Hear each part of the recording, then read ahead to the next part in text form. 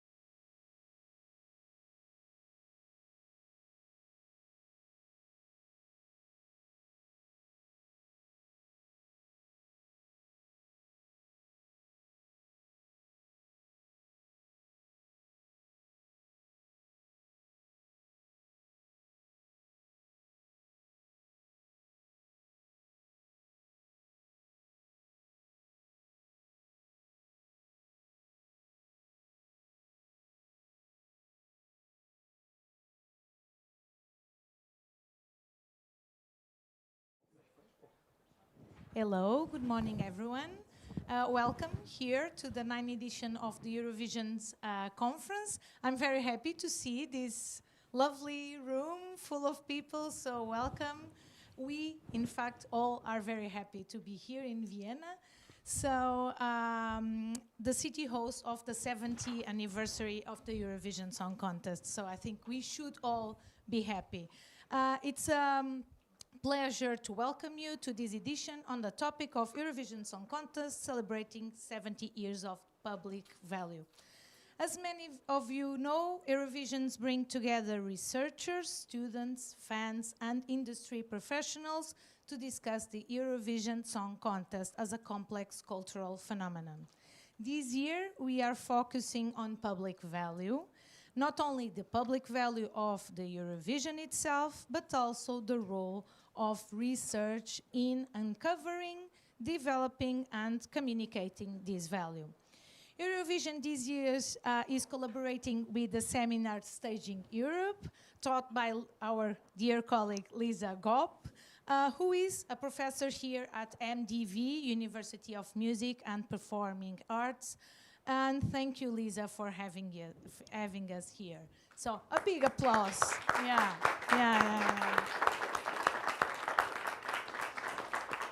So it is now my pleasure to invite Lisa to say a few words. And Lisa, now the stage, it's yours. Thank you, Sophia. Is it on? Yeah. Okay. Well, good morning, everyone, and welcome to our department and to this year's Eurovision's conference. It is a real pleasure to welcome you here today on behalf of the department, IKM, Department of Culture Management, and also to welcome everyone joining us online. I would especially like to say how happy I am that we are able to open and share my teaching space from 2 seminars this year with all of you as part of the conference. The 2 seminars are Groove the City, Move the Streets, which I co-teach together with Andrea Glauser, and Staging Europe, Music, Nation, Branding and Diplomacy at Vienna's Eurovision Song Contest. So I would like to extend a very warm welcome to all of my students who are part of these seminars and who contributed to this shared space. And I also would like to especially welcome Bamlak Werner, who is also studying at our department and who has been involved beyond the seminars as well, and recently achieved a fantastic 3rd place in the national pre-selection. We are very happy to have Bamlak's perspective on the Eurovision Song Contest, as well as her research on the question of who gets to speak in digital spaces and how neo-colonial power structures continue to shape visibility and participation in the conference. But above all this would not have been possible without the team of the department. That is especially Jenny Hu,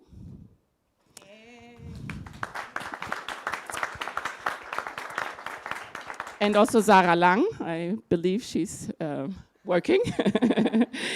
Thank you both so much, and the rest of the team, of course. And I would also like to thank the audiovisual teaching support of MDV and the facility management. Thanks. I would also like to mention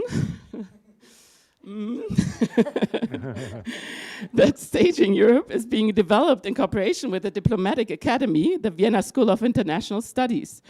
And with that, I would love to hand over to my dear colleague Giulia Pelillo, but who has not arrived yet.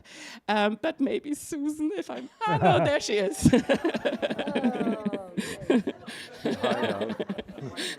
So Giulia, sorry to say, you have to jump in because I just introduced you to say a few words about this collaboration between the 2 universities of us, ours. So thank you, and I wish all of us an inspiring and stimulating conference.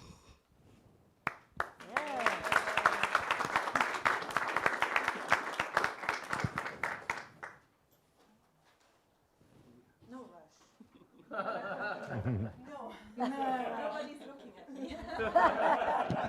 All right, so hello everybody, and sorry for being late. I got somehow lost in the streets around, but I'm very happy to be here with you, and I'm very happy that we have managed to organize a series of initiatives around the Eurovision Song Contest.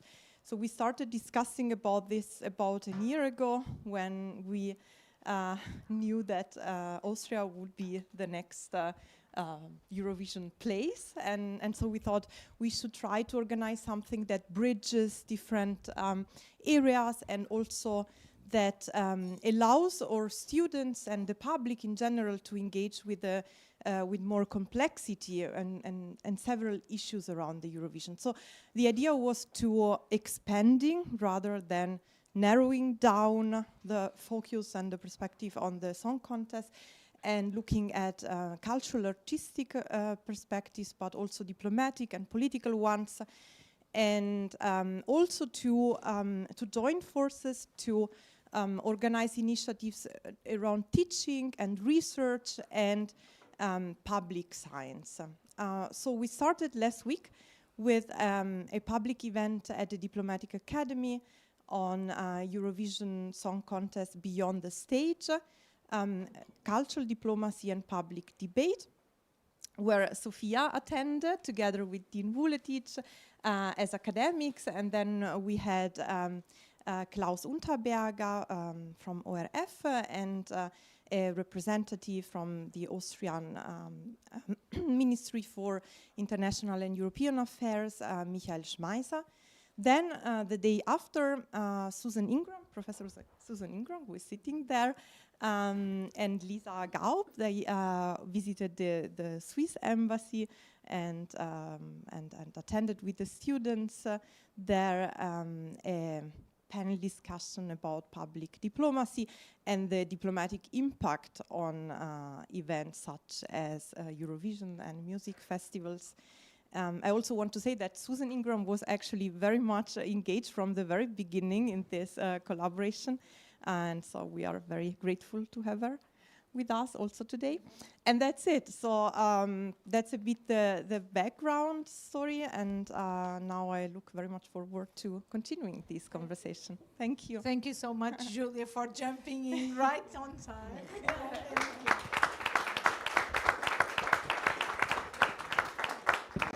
So, because we are in this mood of thank you, I have to, of course, thank you, Julia and Lisa, for having us here and for preparing all these weeks of events.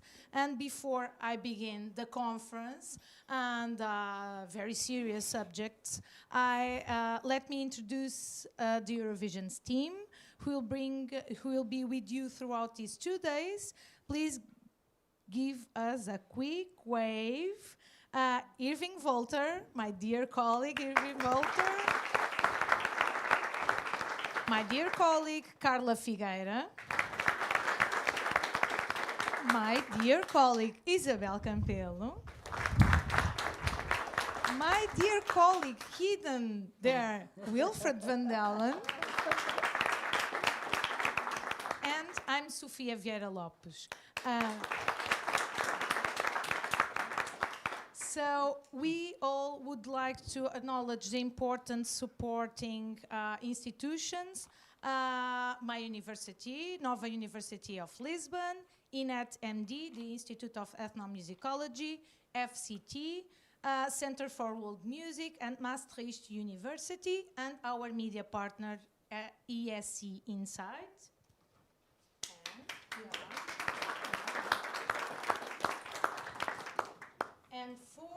And for this year's edition, we would like to gratefully acknowledge the kind support received by the Eurovision's Conference from the Grüne Club im Rathaus Wien. Thank you for the support. I was practicing my German, yeah. So we are also very grateful to Paul Lashmana, also hidden there, and our colleagues supporting the technical and streaming. And a quick reminder that you can find us at eurovisions.eu and as well in our social media channels, so follow us. And we will be streamed on YouTube and Facebook these 2 mornings. We hope these 2 mornings will be stimulating, welcoming, and enjoyable, most of it. So thank you. And passing to a very important part of this conference, and to open this year, we are very pleased to welcome Konrad Mitschka from ORF, sorry, I practiced, Perfect. but I've, It was perfect. So It was perfect. join me on the stage.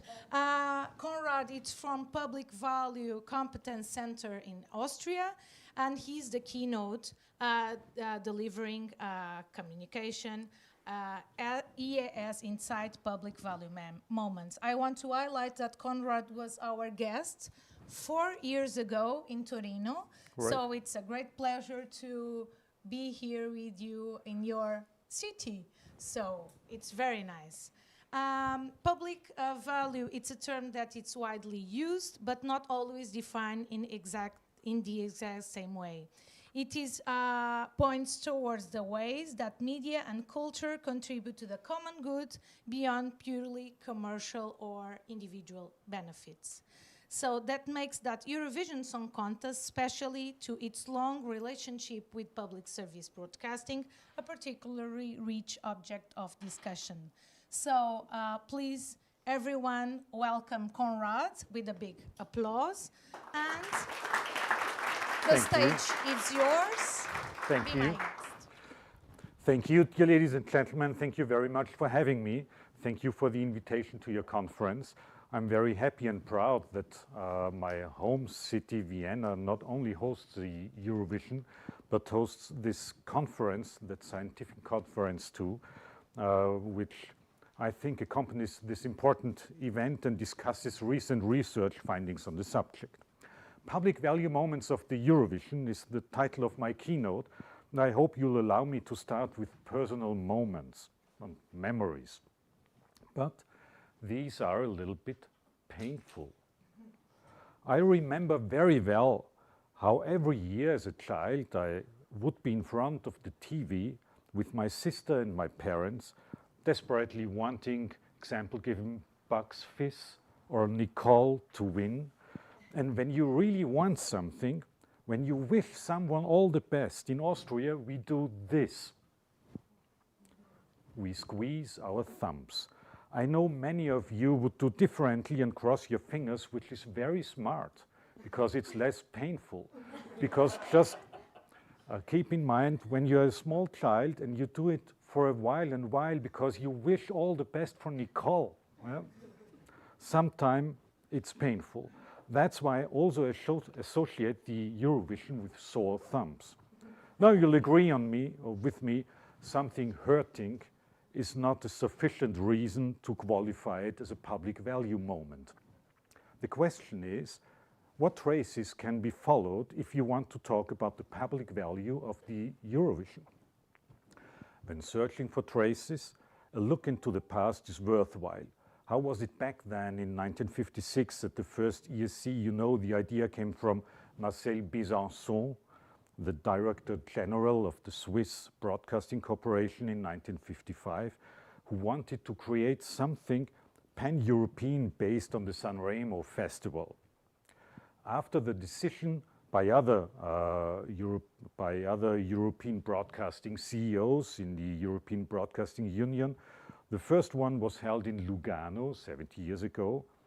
And at that time, many technical questions were still unresolved, and television was not really, in every household, it was yet to achieve its breakout. Was the ESC thought of a European peace project back then? I think you know, maybe it's more a nice kind of storytelling, but in any case, the administrators of public service media in Europe created something that would develop into a grand integration project for Europe. From the perspective of that time, World War II was just 10 years ago, and the memory of millions dead was still fresh. I often imagine at the Eurovision how soothing it is that public service broadcasters from various countries, which once had entirely different conflicts, now compete for 12 points. What an expression of peace. Incidentally, in Austria, the promotion of understanding for European integration is part of the public service mandate of our remit, and it's not a coincidence that it's precisely public service broadcasters which organize a competition fostering this understanding. Dean Vuletic, which was already mentioned, and Irving Walter already pointed out in their contributions to public value text in 2015, I brought our last issue with me. It's actually the last one, and we reprinted it still twice. They pointed out that the Eurovision Song Contest originated from a nucleus precisely of those broadcast media which would later form the European Union, plus Switzerland, and that became, so to speak, a pioneer of integration. This is also evident in the early participation of media that were previously state media of the Soviet bloc, and who could signal new freedoms by participating in the Eurovision Song Contest. But even beyond this inherent value, promoting understanding for European integration, there are good reasons to recognize public value moments during an ESC. Let me briefly interject to define the term public value a bit more precisely. The concept of public value was brought into discourse by scientist Mark Moore at Harvard. Ultimately, it points to a significant difference between commercial enterprises and institutions of the common good. The purpose of the first is to create benefits for the owners, especially commercial success. The purpose of the latter, of the public institutions, however, is not monetary gain. They are not there to generate shareholder value, but public value, in example, benefit for society. Just as shareholder value is essentially a distinctive benefit for commercial enterprises, public value is a distinctive quality of public service. The BBC made this concept fruitful for them in the beginning of the 2000s. The ORF followed shortly thereafter. Ultimately, it's a question of whom, in the case of media benefits and how. ORF answers this question in 5 quality dimensions. There's the individual value, answering the question of what a medium of a broadcast or a show benefits individual citizens, such as the trustworthiness of information, if you get accountable news or if you don't. The society value, second, an expression for what a media product benefits society, for example, the portrayal of diversity or of integration. The national value, third, provides information on what Austrian broadcasting, in our case, specifically brings to Austria, such as value creation, let's say added value, which we bring usually to the film industry, to the creative industry. In about every 8th job in the creative industry of Austria depends on the public service broadcaster of Austria. And also the discussion of Austrian identity and customs. Let me later refer to that. The international value reflects what Austrian broadcasting does for the integration of Europe, such as exercising its function as a bridge to the world. And finally, corporate value does something for transparency and innovation. The public value report, which I edit every year since about 15 years, the ORF falls under the latter. It annually details what it achieves within the quality dimensions I mentioned before, how we fulfill the remit. And we do that as publicly as possible so that all those who pay household tax, which are in about 3.5 million people in Austria, know what they receive for their money. You can access the report anytime at Zukunft.orf.at and dive into the details which would exceed the scope of this keynote. And this is now right at the end of my small promotional insert. Thank you for listening to that as well. So, how can this definition of public value be continued or combined with the Eurovision? We at the Public Value Department at the ORF, when we really want to know something, we ask smart people. In this particular case, some scientists from all over the world, some of them are in this room. But we asked 2 scientists from the House of History of Austria, the so-called HDGÖ. And I especially thank Stefan Benedikt and Florian Wagner for their contribution, which we published in the latest edition of the Public Value Texte. I've brought you that with me. And it's also available online at Zukunft.orf.at. If you want to have the printout, just send me a mail. I think some of them are here, and if you need some more, just mail me.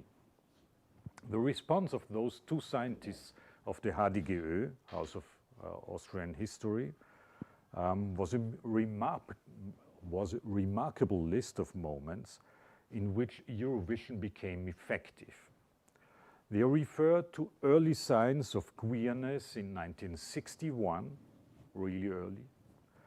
Anti-dictatorial protests, example given in 1964, And what I particularly like, to give them some remarks, because there, as you could imagine, a lot of public value moments which they found.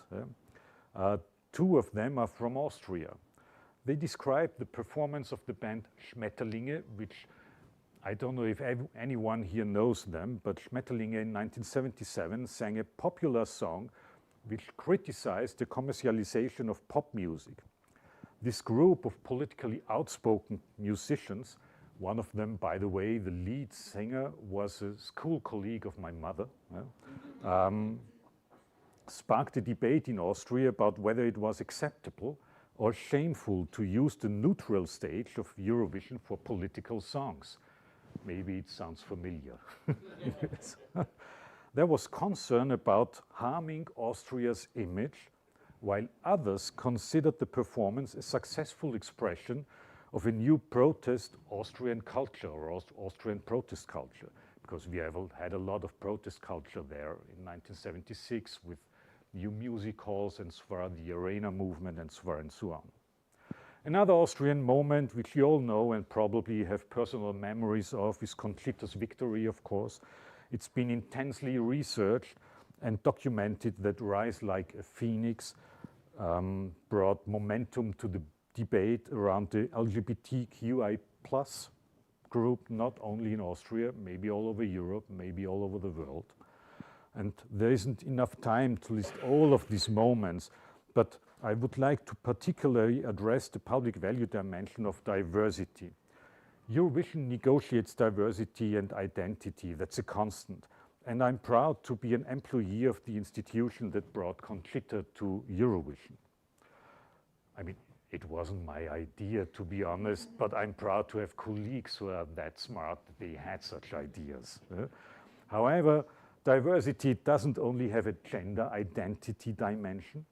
Diversity also involves, example given, accessibility, concerning efforts to include as many as possible. And in this sense, I look forward to the translation of individual music pieces into sign language and consider it a public value moment of the EC when it's done. Because when you are not related or acquainted with some people who are, I don't know if you would say that in English, so please excuse if I'm not politically correct, when they feel handicapped, or are, I think it's a very, very good idea to include them and do everything you can to do that. And there are more of them than you might think if you don't know someone. Speaking of language, it's a study by the European Broadcasting Union on the last Song Contest highlights that it made 20 different languages audible. On such a multilingual continent, this is a not to be underestimated factor that can lead to implicit understanding of diversity. Barbara Barrero-Leon from the University of Aberdeen indicated in her contribution to the already mentioned public value text further dimensions. For instance, she points to the fact that Eurovision can be considered a cultural enrichment, offering a platform not only for the discourse about national identity, but also pointing to the participatory elements of the ESC that can foster the understanding of democracy, and to the fact that Eurovision, as an easily accessible field of research, generates something she called educational value. And I like that because I think for a conference it fits very, very well. The ESC contributes, as Irving Walter, Isabel Campello, Wilfried van Del, and Carla Figuera and Sofia Vieira Lopez state, to added value too. 3 minutes of on stage can be a decisive start of a Europe-wide or worldwide career, as we all know. And not only ABBA worth to be mentioned, there are quite more of them. And I don't want to spread euphoria here, but could be a good idea. But value creation goes beyond the obvious in the context of the music industry. It's an advantage for Austria that the Eurovision is held here. Tourism thrives. According to an analysis of the Eco Austria Institute, a total economic value creation of 52 million euros is to be expected. creating 550 jobs. And plus, intellectual value creation should also be considered. It's not only about money, life. The creative industry receives numerous inputs. We can feel it here in this room. Ultimately, all citizens could participate even through singing competitions at schools, example given, or they could take part in conferences like here. A study by the European Broadcasting Union shows that over 155 million people were reached by TV at the last Eurovision. The songs were streamed over 750 million times, and over 1.8 billion video contacts were generated via social media, which I don't like that much usually, but for Eurovision I would make an exception. The same study shows that 98% of the surveyed attendees said that the ESC has celebrated different cultures. Elsewhere, the European Broadcasting Union found out that public service radios had an impact of over 3 billion euros, with which over 50,000 additional employees in Europe. 3 billion euros. The fact that it's public service media organizing the ESC fundamentally ensures that none of this is maximized with the commercial gains of individuals in mind, but that all citizens are always considered. At this point, I also want to point out looming dangers. Many public service media in Europe are at the brink of existence. Not only commercial US giants like Facebook or X, or Chinese giants like TikTok dominate the market. 2.6 billion euros flow annually from Austria in their direction, a number which increases yearly. But populists also harm, be they right-wing or left-wing. A referendum in Switzerland about public service media was recently won in their favor, but the confrontation continues, and it stands. If public service media die, the Eurovision dies too, and with it a contribution to European diversity and integration. And this would be only one of the smallest problems caused by the lack of accountable news. Scientists say that democracy would be in danger without public service media.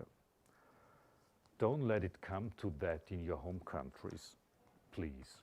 It would be an irreparable damage to the public, virtually the opposite of public value.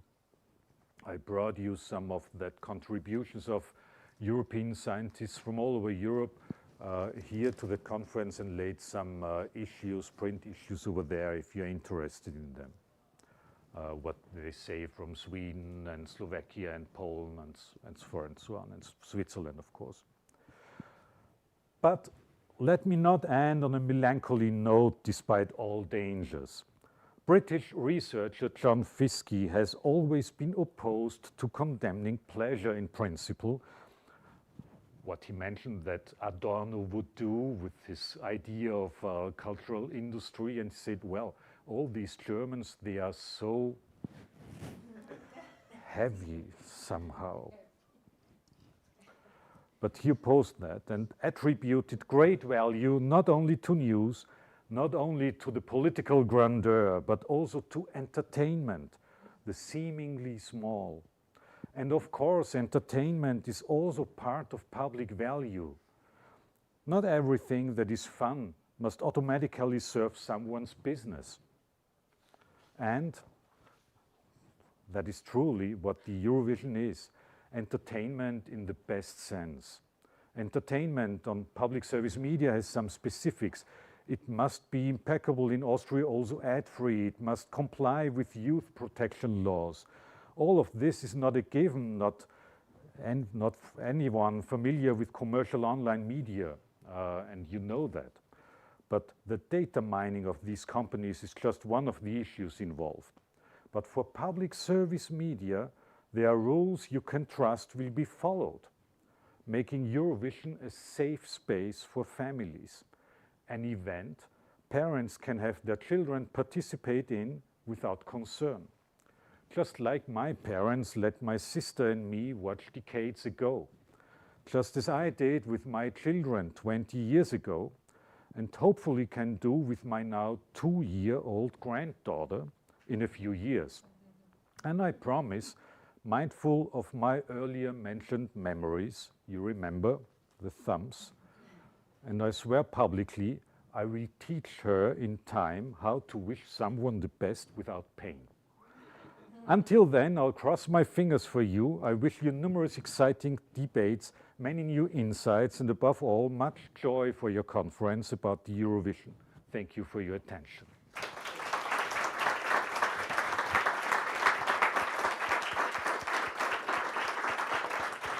Thank you so much, Konrad. So we have 15 minutes of questions. So here in the room, we will have my dear colleague Isabel with the microphone, and online you can put the questions. So Wilfred will take care of them. So Konrad, are you prepared for the questions? Yeah, may I sit down? You can sit Thank you. down. Yeah, of course. Okay. We have a question online. Right. Okay. Okay, here it comes. I'll just phrase it the way it was phrased online. Why do you think so many people have a terrible opinion of Eurovision in general? Eurovision is not so respected anymore. It looks like artificial entertainment. Can that opinion be changed, according to you? Okay, well, I didn't know that there were many. I just knew that many people like Eurovision very, very, very much. And I'm quite sure, I mean, you know, not everyone likes anything. My uncle, which is a very angry old white man, doesn't like it either. And I think what we can do at public service media is just to improve the quality of the songs, of the singers, which we just sent to the Eurovision Song Contest, and still keep in mind that it should be a family event somehow, yeah? Suitable for children, suitable for the young, suitable for everyone, and I'm quite sure, maybe I could put it like this, not even democracy has fans everywhere. And I'm very afraid that the number of people who would like to have a dictator instead, some leader who just decides, you know what I mean, is increasing. And what we can do in democracy is the same what we couldn't do in Eurovision, let everyone participate and just make our jobs good. And maybe we could, and I still hope that next year and the years to come, there will be more and more countries. And maybe it would be a good idea if Australia wins. No, just I like them. Yeah, so we have a question here in the room. Thank you very much, Ben Robertson, ESC Insight. I respect and appreciate the understanding for us to show the value of public service media in a world of increased separatisation, of increased populism that comes from social media channels. There's an argument that the Eurovision Song Contest over recent years has seen parallel social media campaigns drive a populism agenda to try and use the Eurovision Song Contest as a platform for certain agendas. Does Eurovision need to do more to protect itself from being exposed to others who try and use a song contest as a way of forcing a certain agenda? Well, for me, no. I think, you know, we in Vienna like to have it cozy somehow. And I think furor or being always excited is not the very best idea you could have. Just relax. I think Eurovision, the concept of Eurovision worked for 70 years. It survived being held in a country which was ruled by a dictator, if you remember Spain. Yeah? It survived some debates about, I mean, just remember, or yesterday I saw in public service media, in German public service media, a debate where Irving Walter gave some interviews too. So I was very, very proud to meet him here again. And they mentioned some, and after that documentary, there was a debate with some guy from Germany I didn't know, who just said Conchita Wurst. He pronounced her name wrongly and just said some very, very unpolite things. And I think, well, there are people like that too. I think best idea could be what you could do, what everyone could do who likes Eurovision is just convince others, just stand for you and stand for the rights and stand for the Eurovision. Stand up there, yeah? Because don't be afraid, don't be frightened, yeah? Don't be overexcited and too nervous. I think it works. It worked for 70 years, and I'm quite sure my granddaughter, which is now too young, as I mentioned, but will be old enough, maybe with 8 or 9 or maybe earlier, because she started to sing 2 weeks ago. She will have it too. Was that an answer to your question? I think it's more maybe a reflection of the last few years of the song contest and how it's been instrumentalized as a way of maybe forcing a certain agenda. Well, you see, I think everyone who is successful is could be. There will always be some people who would like to instrumentalize something that's very successful. So I would keep it as a sign of the own success that you are in danger to being to be occupied. I'm not afraid of that. So we have time, plenty of time for questions here or online. 2 questions here.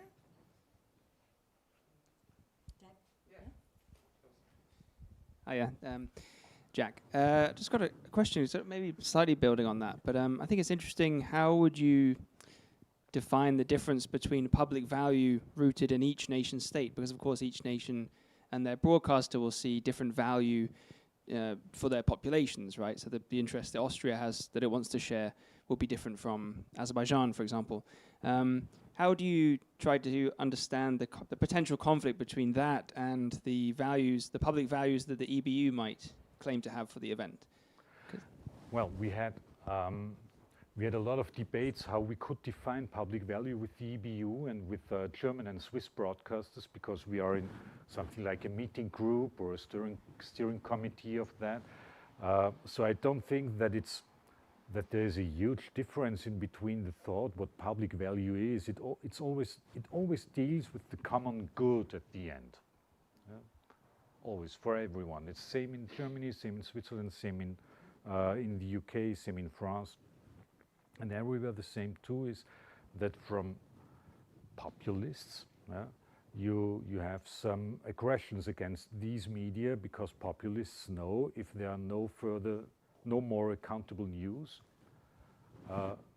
they will be promoted somehow. They can do it on their own via social media, because there's no one to intervene, no one to choose or to prove what is right and what is wrong. At the end, that maybe some states have different ideas with the song contest doesn't. I would feel that it's somehow a living idea of diversity. I mean, Europe is different, isn't it? And I like that difference. I don't like people who try to suppress, would you say it like that, other ones and want to just tell them what they had to do. But if there's some difference within a democracy, in a democratic sphere, I'm fine with it. Yeah. Yeah, so we have another question here. Yeah, we were just talking about the problems that public service media is facing on the internet, in social media, because there you operate in an environment that is not working according to public value criteria. Is there a discussion about creating a public value-driven internet? Yeah, we have a lot of debates about that. We call it European Public Open Space. To be honest, we debated since a couple of years, and it's still not here, as you might know. In Austria, we have some specific problems, like in Germany maybe too, because many things we would like to do are forbidden. We have strong commercial media in Austria, who would like to keep the ORF smaller than it could be, who always think that the dwarf, if you compare it internationally, we are a dwarf, the Austrian Broadcasting Corporation, but if you compare it with other Austrian media, we are a giant. We are the biggest one in Austria.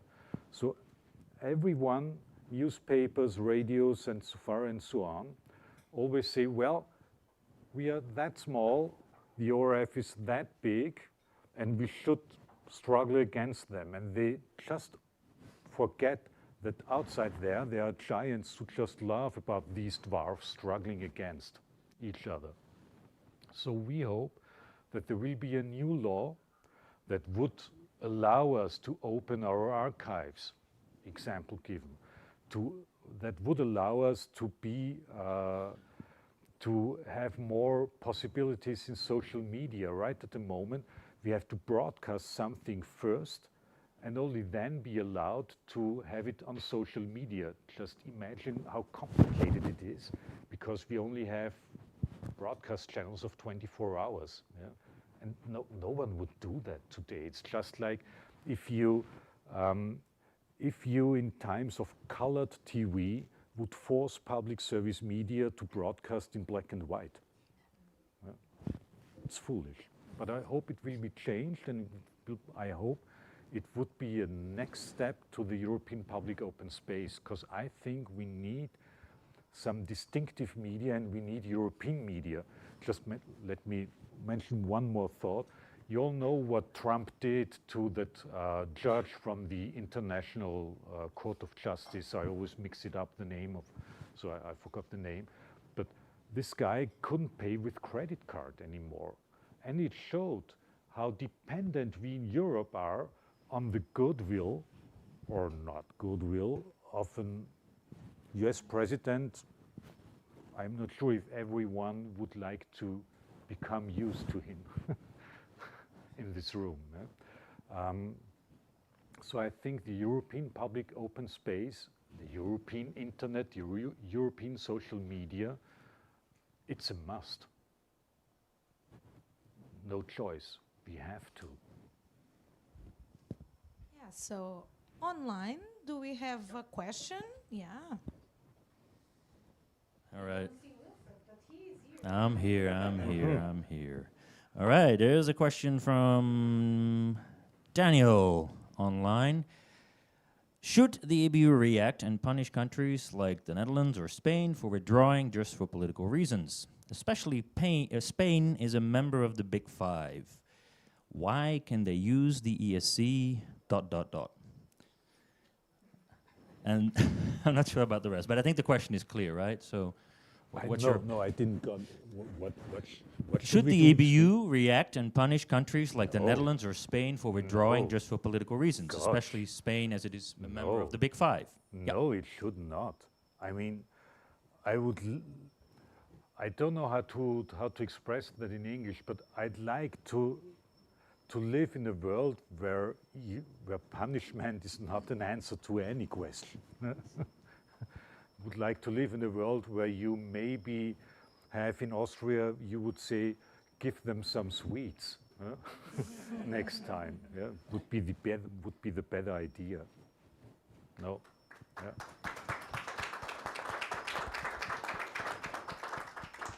What about here in the room? Are there any other questions? Yes.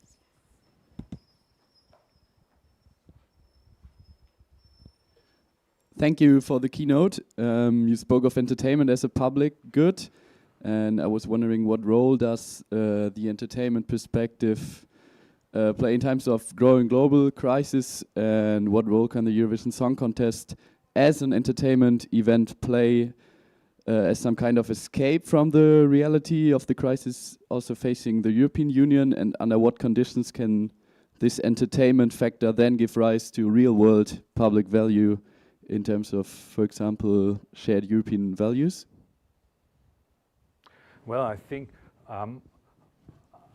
when I remember it correctly, the idea of good entertainment is the idea of eudaimonia from the ancient Greek philosophers. Like, I think it was Epicure, who just said that entertainment or being having good feelings is just a very, very good idea for your own life. So I think, first of all, it's quite okay if you use the Eurovision as an escape room, like being, or I don't know if it's correct to express me like that, but as a safe space, let me put it like that. Because if you have enough with all these wars on the world, with all that economic downsizing somewhere, maybe it's just fine if you have a couple of hours over there where you just think about who's getting 7 points and 10 and 12, and it's fine. Plus, I think it's a good way of being entertained because subliminal, you get some messages like there are other languages in the world, there are other people in the world, maybe there are people who are not just like me, but different, and they are okay too. Hopefully you get some ideas that Europe is bigger than your own home country. Maybe you get the idea that politics can stay away just for a while, and that's a fine idea. Maybe there's something else. Maybe you could have the idea that there are handicapped people if you don't know them. Maybe you could have the idea that women and men are not the only ones existing on that planet. Know what I mean? So it's quite a lot of values which you get with the Eurovision Song Contest, and they are not the worst values, I would assume.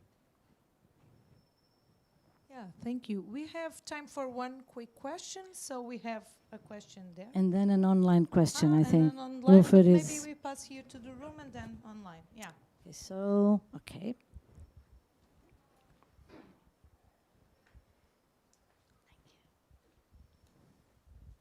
Dankeschön. My question is regarding the 5 values that you mentioned of the ORF. How does the ORF approach an international broadcasting event like the ESC with a lot of rules that are given by the EBU with other international broadcasting event that is specially made by the ORF, like the New Year concert, that is more on the side of the national values? Like, I guess it's quite a different scale, but you mentioned the different value, national, international values, so could you talk a bit about that? Well, I just mentioned our national value is just given by added value, like you get some money for Austria. Yeah? 2, it's about for us, it's about identity. We can show somehow to the world how Austria is. I don't know that clips, how do you call them? The postcards right now. Maybe they are, I think at the end they are a chance, a possibility to show something about your own country. And I hope that we do not show only mountains and yodeling farmers. Maybe because Austria could be more. And at the end, I think it's a possibility to engage many, many, many people, because public service media is always about everyone. Our mandate or remit is to try to inform everyone in this country, to reach everyone. And so I'm proud if some young people just have a sing-along in their schools. That would be, for me, some national value, because they grow up in a country where they learn singing could be a good idea and could be helpful. There's a very famous opera singer, Bea Robin, who just says that music could heal you, which is, for me, an interesting thought. And we decided to have our next public debate in June after the song contest about that. For me, at the end, national value would be a debate of identity, which is not only about identity which is 300 years old. Could be a new identity too, because identity is always something you should have new deals on. And added value, we too have some special ideas about our regions in Austria, because they think themselves to be different or distinctive, which is whenever I welcome Chinese visitors very funny, because I have to tell them that in Austria there are regions of 100,000 people who think that they are different from everyone else in that country. And Chinese people always look at me and say, well, I mean, it's one road in Peking. Are you sure they are different? But for us, it's given. Yeah. So we just have time for this online question, and then since afterwards we will have a break, so more questions. Konrad could reply on the break, maybe. Yeah, but I have to confess, after the break, I have to run away because they told me it was forbidden that I park my car inside. I have to change the parking lot, and after that I'll come back. So I will give the microphone to online. I think the question comes down to whether Eurovision Song Contest is still a family program, because it goes like this. You said Eurovision should be for families. In fact, it ceases to be so, which is a problem. Too many politics, states and songs. Some things acceptable, some not. So let's get that down to a question. Is Eurovision Song Contest, considering the current circumstances, still a family program? Well, let me put it like this. For my family, yes.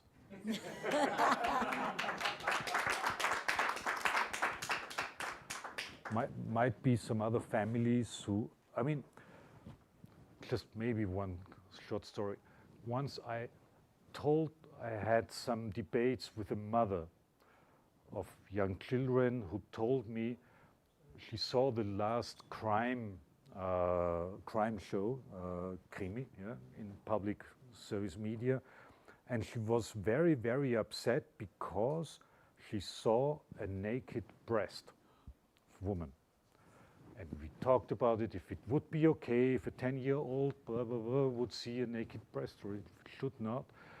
But what she never mentioned is, when you saw the naked breast, there were already 5 people killed. And she wasn't upset by that.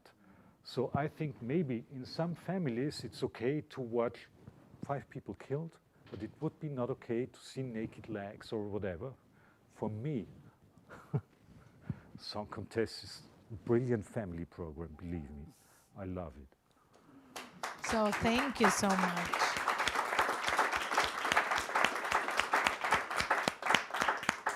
What a nice way to close this wonderful keynote. So another big round of applause to our invited speaker, Konrad. Thank you so much. Thank you. Thank you.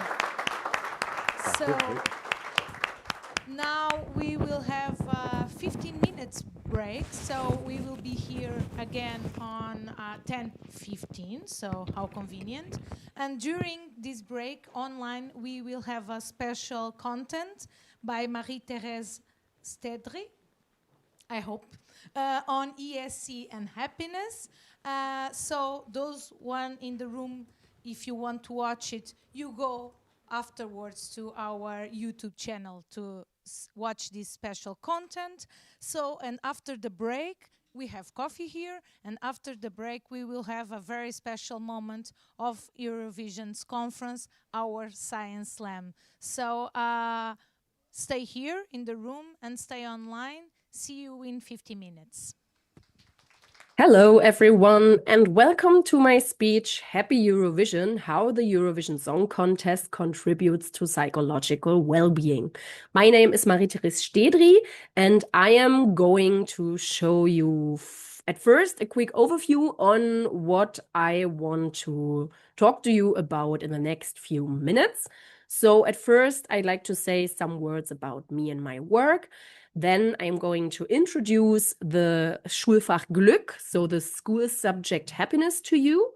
After that, I have the happiness cross framework, which I want to show to you because it's a quite interesting framework to apply on the Eurovision Song Contest. So this will be the next part of my little speech.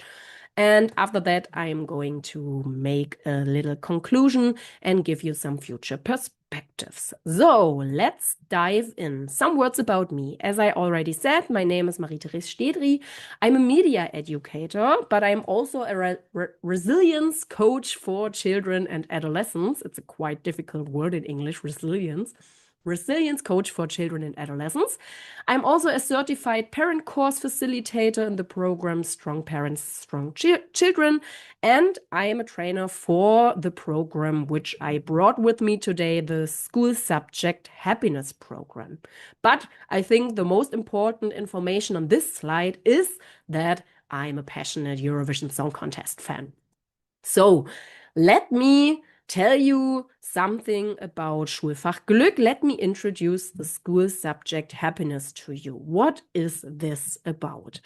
Schulfach Glück is an innovative educational concept aimed at promoting life skills, personal development, and the psychological well-being of students. And it was introduced in 2027 by Ernst Fritz Schubert in Heidelberg, and it's based on the principles of positive psychology.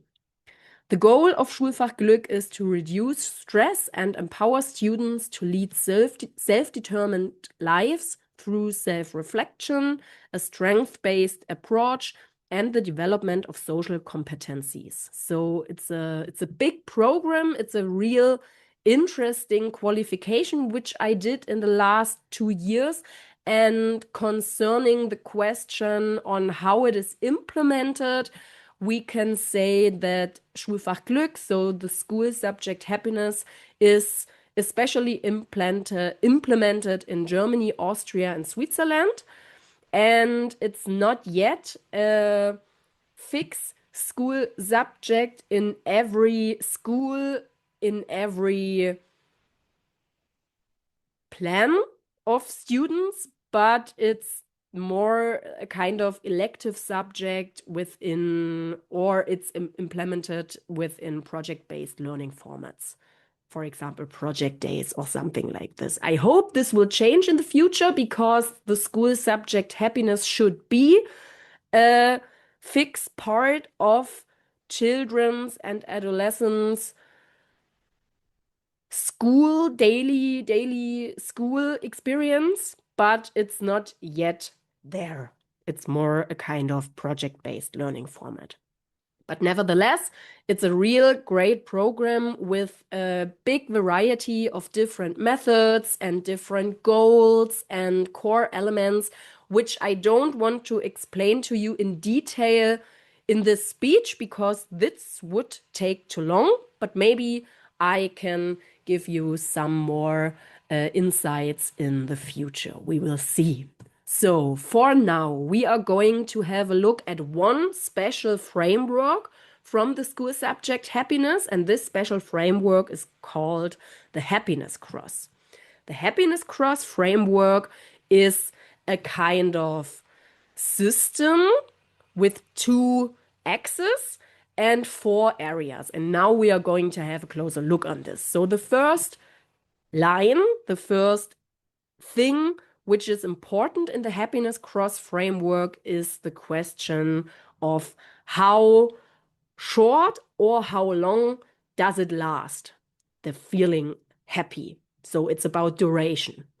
And it's also about intensity. How intense is the happiness feeling which I am talking about? And you can differentiate every part of this Happiness Cross into 2 different forms. So duration can be divided or differentiated in short term and long term.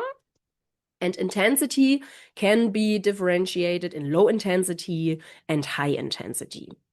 And with that, you are getting 4 areas, which are 4 different ways of how you can experience happiness, how you can foster well-being, if you want to say it like this. And to get closer to the different areas, there are 4 questions which are important to make people think about in this method. So we start with the first area, which is concerned concern the short-term duration and the low intensity. There is the question, what are small things in your everyday life that bring you quick and easily accessible moments of happiness? For example, a cup of coffee or a walk in the forest, for example. The second area is about short-term duration and high intensity. So what are things in your life that give you a strong boost of happiness in the moment you experience them? For example, riding a roller coaster or something like this. The third area is about long-term duration and low intensity. The leading question there is, what are things in your life that you would probably only realize make you happy if they were no longer there? And the last area, which is about long-term duration and high intensity, is led by the question, what are things in your life that create a strong sense of happiness over a longer period of time? And if you want to find headlines for the different areas, you can say that the yellow area with short-term duration and low intensity, these things can be called moments. There are moments of happiness, the cup of coffee or the walk in the forest. The pink area, so short-term duration and high intensity, the answers in this area might or are usually connected to experiences, riding a roller coaster, attending a concert, for example. These are experiences. Interesting is the blue area with a long-term duration and a low intensity, because there it's often about structures. So, for example, being healthy or owning your own car and being able to drive to every place you want to at any time you want to. These can be answers in the blue area, and it's usually about structures and material things you have in your life, which you might think they are normal, but if you don't have them anymore because you get sick or your car gets broken, then you realize, okay, these are actually things that make me happy, but I just don't realize it when they are there. So these are structures. And the green area, long-term duration and high intensity, there are many things which are connected to relationships and personal development. Taking this, we are heading forward to the question of how we can apply the happiness cross to the Eurovision Song Contest. And this is a very interesting question, which I thought about in preparation for this speech. And I've been formulating 4 questions to lead my thoughts in order to find some personal examples which we can talk about in this speech, so that we have a kind of baseline. From there we can go further. So let's start with the first question, short-term duration and low intensity. What are small things around the Eurovision Song Contest that give you a quick and easily accessible moment of happiness? I'm going to share my personal examples in a few slides, but first I want to show all 4 questions to you. The pink area, short-term and high intensity, is the question, what ESC-related experiences give you a strong, immediate boost of happiness? The blue area, long-term duration and low intensity, is about what ESC-related things would you probably only realize make you happy if they were no longer part of your life? And the green area, long-term duration and high intensity, is about what ESC-related things create a strong sense of happiness over a longer period of time. And now I'm going to show you some of my personal examples for the moments. So it's about the question, what are small things around the Eurovision Song Contest that give you a quick and easily accessible moments of happiness? Short-term and low intensity. And thinking about this question, I came up with the following answers. For me, This can be listening or watching your favorite ESC entry, listening to a new Eurovision-related podcast episode, watching a new reaction video on YouTube, or looking funny Eurovision memes at social media, but also turning up an ESC song in the car and singing along. Maybe also in my own made-up version of the lyrics, because they're not English or German. And also buying ESC merchandise is for me a small thing around the Eurovision Song Contest that gives me a quick and easily accessible moment of happiness. But there could be many more answers. These are just some examples of my personal perspective. So let's go ahead to the next area where it is about experiences. So what ESC-related experiences give you a strong, immediate boost of happiness? Short-term, high intensity. And I came up with the answers when your favorite song also gets an amazing staging and you see it for the first time, or being in the arena and experiencing a live ESC show. Watching the ESC at a public viewing with other fans is also always an experience for me with a strong and immediate boost of happiness. But also having an ESC watch party with close friends at home could be a kind of experience if they are the right people for this context. And it can also be special moments at the Euro Club. For example, if everyone sings along to a song you can also sing along to, or dancing an iconic routine as a group, which is also very, very cool to experience. If your own country gets 12 points, that's also a big experience, especially for me as a German. It's very great, and luckily I had the opportunity to experience this in the last year at Basel, when Arbor and Tinna got 12 points at the jury votes, and it was great at the public viewing, celebrating your own country with getting 12 points. But also if your favorite entry gets 12 points, this might be a possible way to give you a strong immediate boost of happiness.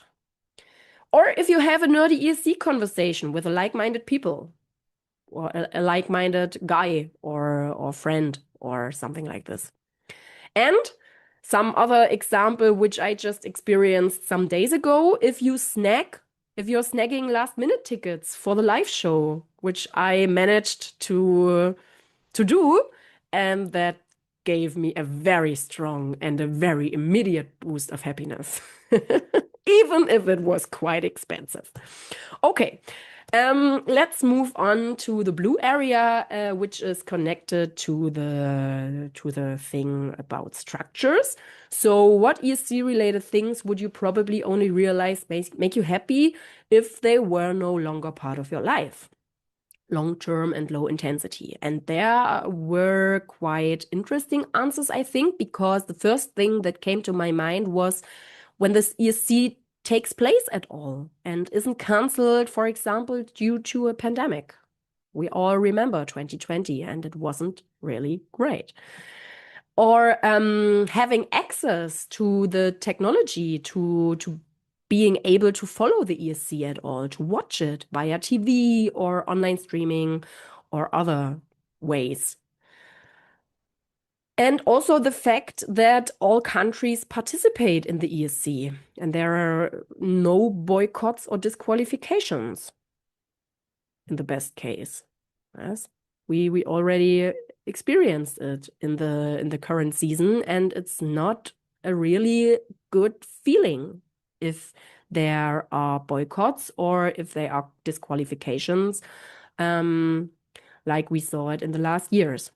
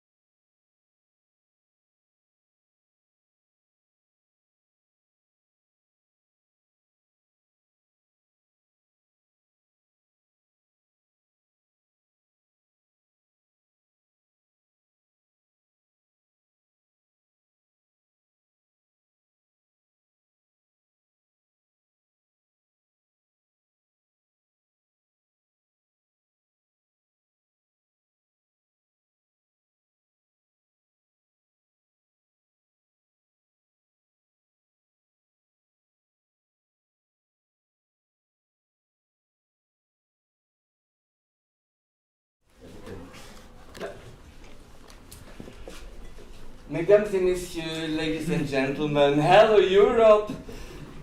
Very welcome to the second part of this first conference day of the Eurovision's International Conference, and now we are going to one of the most exciting parts of this conference, which is our annual science slam. On your microphone. What? There's something wrong? Yeah, I think so. The in-ear rubbing, you know. Did I mute it? Oh, it is muted.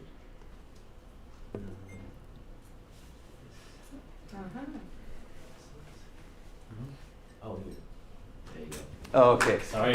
Yeah, thank you. A big round of applause for the technician. Thank you, Paul. So welcome to the most exciting part of, maybe the most exciting part of this day, our annual Science Slam, which is an integral part of the Eurovision's conference because we want to give a platform to early career researchers who are about to be the future of the Eurovision research community. We have created this space for these young people, and that these young people can start into their Eurovision career easily. We always have an experienced and established Eurovision researcher with us. We like to call them dinosaurs. So welcome Jack Shepherd with us for this first round of Everyone loves dinosaurs. Everyone loves dinosaurs. We will see him later because he has big news to announce, a wonderful publication on Eurovision that you all need to purchase. And you will get a special discount code for all those who are present here to get this publication for a very reasonable price. But we will come back to that later. So now let's start with the first round of the Eurovision Science Slam with Philippe Krusch, with Irem Elbir, with Max Bauer and Luise Poppe, sorry.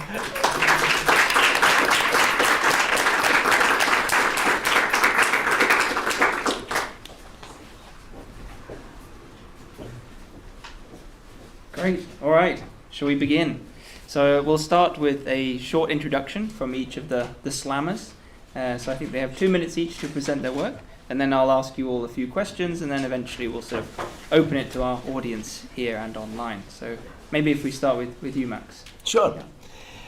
Hi everyone, I'm a big Eurovision fan. Back in 2014, I was asking myself, what fascinates me so much about Eurovision? Who makes up the Eurovision fan community in Austria, and why are so many gay men especially into it? To answer these questions, I did a survey in 2014 and repeated the same survey again now in 2026. My name is Max, I'm from Vienna. I studied political science and journalism in Vienna and in Sweden, and I did my master's thesis on the Eurovision fan community in Austria. My two online surveys, one in 2014 with over 600 participants and a follow-up now in 2026 with over 800, show that especially gay or queer men and straight women are in the center of ESC fandom. To them, Eurovision is like a room for dialogue. I called it a diskursiver Raum. My research shows Eurovision is not just a TV show. Now more than ever, fans find it colorful, emotional, international, diverse, and queer. In other words, it's an emotional space for everyone, not just for the artists on stage, but also for fans to express themselves in this space. Another interesting result, since Conchita Wurst won in 2014, the Austrian fan community has grown massively. Austria went from, oh wow, can't believe we actually won, to fans maybe expecting even a win and getting it again with JJ. But Eurovision fans are not only enthusiastic, They are also critical. Many discuss politics and the role of the EBU. So fandom today is not just cheering, it's also reflecting. And that's what makes Eurovision so fascinating for research. It's music, it's identity, community, politics, emotions, and then also two men with wolf masks singing about a banana. Thank you so much. Now we hear from Irem. Hello everyone, I am Irem Albir. I'm a PhD student at Europa Universitat Flensburg, but I'm Turkish. So today I will talk about Eurovision, as you will know. So Eurovision was more than a contest for many Turkish people. It was a cultural ritual, and I'm also a huge Eurovision fan. And I still remember the national pride when Sertab Erener won in 2003.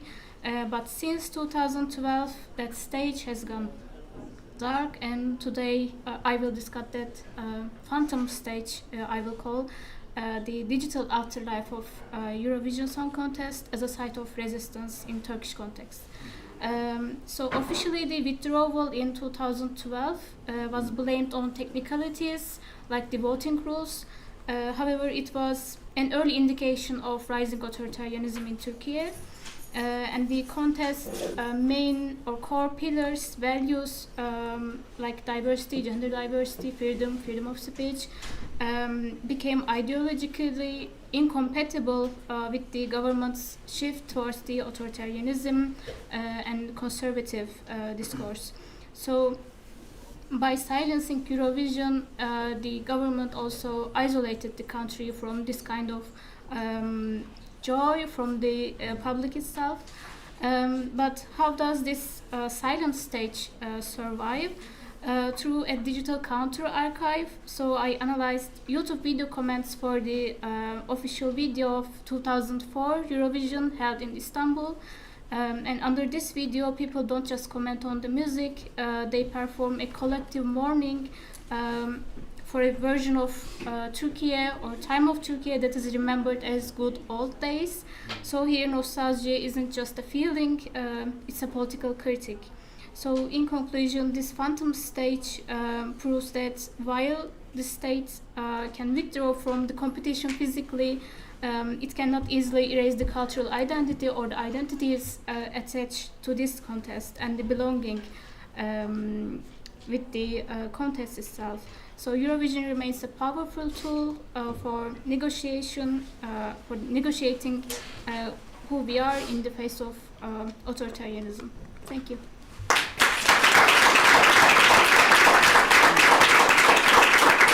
Thank you very much, Irem. We'll move to Felipe. Hello. So hello everyone. First of all, it's a pleasure to be here. I'm Philippe. I'm 23 years old. I'm a teacher at Instituto Piaget and also communication professional from Portugal. And this here is my master's dissertation. It was like a work that I really love to do, that I had Sophia actually as my how do you say it? A supervisor, exactly, thank you. And so in this dissertation I looked at Festival da Canção, so Portugal's national selection for Eurovision, through the lens of gamification. And you might be wondering, like, gamification, games, like Eurovision, what? So, like, have you ever, like, watched Eurovision and thought, like, wait, is this actually, like, a game? And that's exactly where I spent months researching. I analyzed 3 editions, 1964, 1994, and 2024. And I used a framework that I called recap. Yeah, a bit funny in here, but each of these letters represents a game element. So you mean representation in terms of rules of the contest, engagement, competition, assessment, and also progression. So all of these could be like interesting game elements to look on, editions on these 3 editions of Festival da Canção. The big finding that I found is that gamification isn't something that arrived with social media or the internet. It was always there, actually, because the competition structure, the jury, the suspense, all of that annual ritual, it was like a game from the very beginning, if you look closely to every single thing in there. So what changed was actually the audience role. So, you know, from passive viewers in 1964 to actually we can have like player spectators, I would say, in 2024. So people, you know, who vote, comment, create content, and also keep, you know, the game going way beyond the broadcast. So Festival da Canção isn't just, you know, a song contest. It's actually, we can see it as a cultural game. So yeah, and we've all been playing it actually. So yeah, thank you so much, and I'm looking forward to talk about it.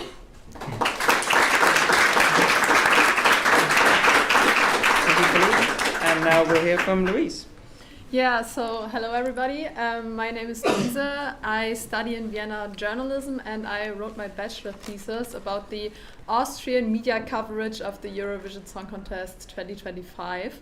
So for that I analyzed the 3 websites of the biggest media outlets in Austria, which is ORF, Krone and Der Standard. And I focused on 3 different topics, which is the Middle Eastern conflict, the topic of diversity, and the artists' stories.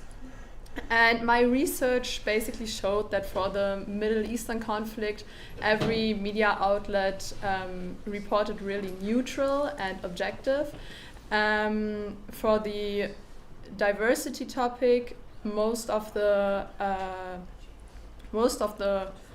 media outlets reported a lot, especially Der Standard, and they had also a lot of opinion pieces on it, but a broad variety of opinion pieces. And for the artist stories, you have to highlight the ORF, because they actually reported a lot on JJ last year, who, as we all know, won. So he had a special place there, but also the Kronenzeitung and Der Standard reported a lot on him. And to dig a little further into the journalistic part of the Eurovision media coverage, I created a podcast and talked to 3 journalists from ORF, Kronenzeitung and Der Standard, and also to an Eurovision expert who was already mentioned today, Florian Wagner, and a representative of the OGAE Austria. And we talked about how journalists decide what to report on and which topics to feature in their articles, and how the broad public sees these topics in the media. Thank you.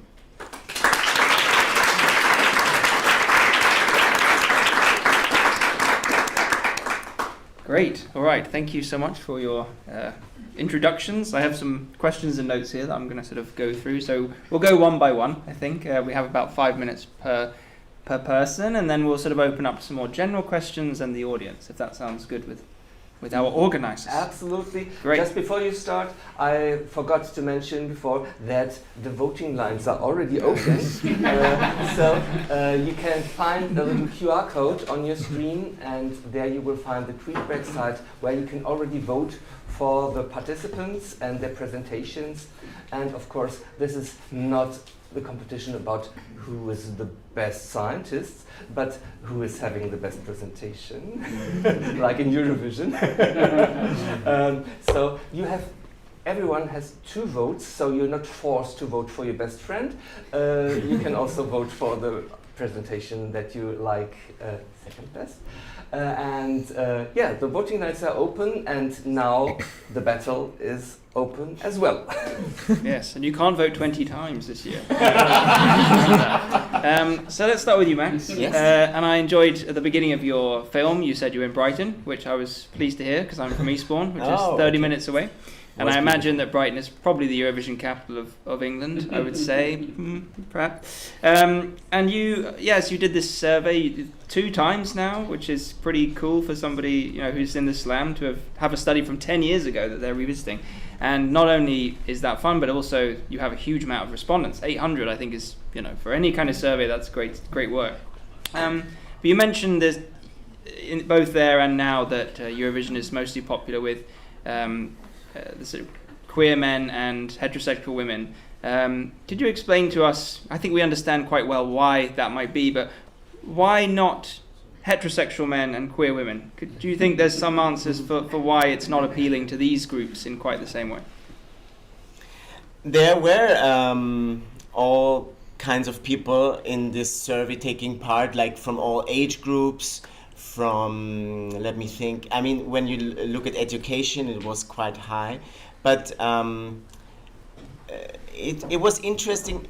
I mean, it's hard to give an answer on that because the survey was out there, and it was directed to people that live in Austria and are interested in Eurovision, and it was about 800, as I said, and 750 of them on a scale from 1 to 6 said like they're interested from 3 to 6, so quite a lot, and there were only a few that even it was directed at Eurovision interested people that go through all the questions. And to answer that, I would go into the details what, for instance, are the difference when you see what people are interested in. I ask one question, what are you interested in Eurovision, and then how do you describe Eurovision? You could choose from many words.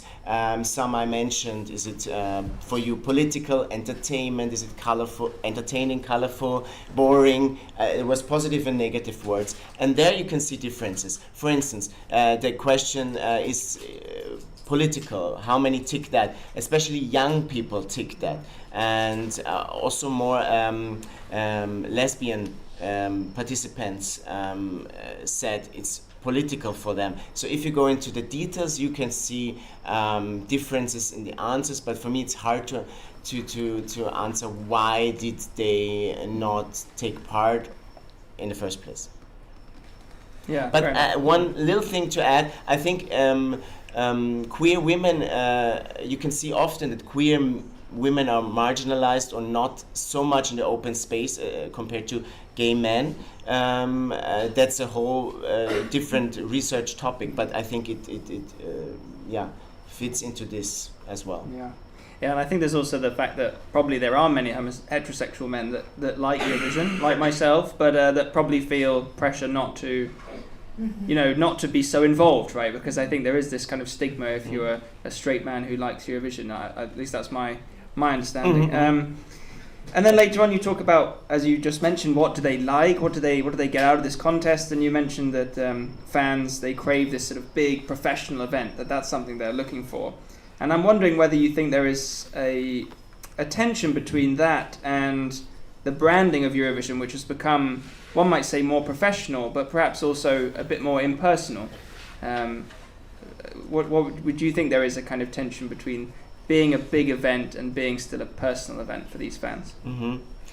I would have two answers to that. From my answers I got in the survey, you can see what changed within those 11 years. And the top two answers now are that music is the number one interest, which is good, I think, in a way that it is still on top, but also spectacle rose, like it was maybe on 4th or 5th place 11 years ago, and maybe the artists or the host city or other factors were more important, but now the spectacle came more important. So I thought that's very interesting that this is a reflection of how big this show is, and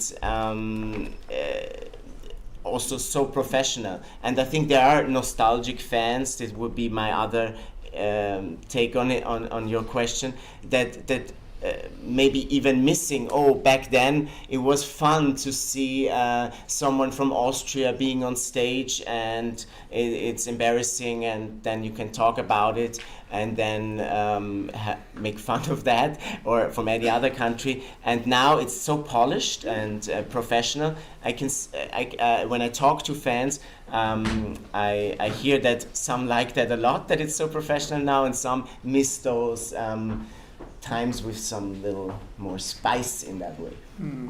Thank you. Yeah, and my last question is, you talk about this diskursive Raum, right? And how, I'm wondering, do you think that's still true? Because I think a lot of pressure right now on the Eurovision is that it isn't a place for open discussion around certain topics. What do you think is the fan impression there? When you ask the EBU, they always state that I mean, they also state that it's like an open thing, and they want people to discuss about it. But of course, when everyone has in mind this non-political stamp that it has from the EBU, everyone talks about everything related to Eurovision. I'm in a WhatsApp group of the Austrian fan community, and it was so interesting when there were discussion of whether to have Khan for Israel excluded from the competition or not. How people say, let's not talk about this in this WhatsApp group because it should be about the music, and others say, hey, but this is a essential part, and I'm feeling very strongly, and that's what I think is also so important. It's a room for dialogue, and I also said emotions and emotional space. That's also so important. People love Eurovision, and they are hurt and sad that some of this might be destroyed or put in one direction, and that you have fans from other countries you can't connect in the same way. So I think the discussions are going on. So yeah, it is a room for discussions. Maybe if you look at the broader way, definitely, and then also at Eurovision itself, there is some room. You have the, maybe the last thought, you have the commentary from every country. And I know some are very open with their opinions on how to frame what song comes next and what country sings next, and in others it's quite neutral. So there are so many points where you have discussions at the show and around it. So I think, yeah, it's still true. Thank you. Yeah, I think that's a good perspective to bring with us. That it's not all about the EBU at the end of the day, right? So thank you, Max. Thank you. We'll move to Irem, and I like this idea of nostalgia that you bring up, because I, as a Eurovision fan, I think many in the room probably have a nostalgia for Turkey's participation. And yeah, so I think that it's not just for Turkish people. I think it's a European feeling. But I wanted to dig into a bit more about this term nostalgia that you bring up, and I wonder if you could explain a little bit more about what is it that they are nostalgic for? Is it, and second part of that is, do you think this nostalgia is valid, or is it, like many forms of nostalgia, a kind of rose-tinted view on the past? So the nostalgic part is mainly for the, I will call it secular side of the country, that currently we don't feel it too much as a citizen. I'm saying it. But what I mean, secularism is kind of related with the way of life, how people live, and they will not forced to live in another way. So these, when I checked the comments, there were many related things about the nostalgia that is associated with the secular character of Turkey, because in 2004, when the country was hosting, there were many shows, interval acts, but today the public broadcaster would probably not broadcast these shows. So there were lots of comments about the structure of the shows, and they just feel nostalgic about how they felt when they were part of the Eurovision contest. Yeah, maybe I can answer it this way. Yeah, sure. And I guess another part is that you mentioned both online and now that you're a mega fan of the event, and I'm wondering, how does that impact how you're viewing this topic? Quick question: could you research into the microphone too, because I think it's a bit quiet. Not you, the Aaron. Oh, okay. Oh. Or yes, would you like to borrow this one? There you go. Okay. Yeah, it's broken. You have to keep it quite close. Yeah. So it was a little bit difficult but since I'm a fan of Eurovision, it's also useful to see the lots of dynamics within the contest. So I would say I could understand the structure of the contest and then interpret these structures.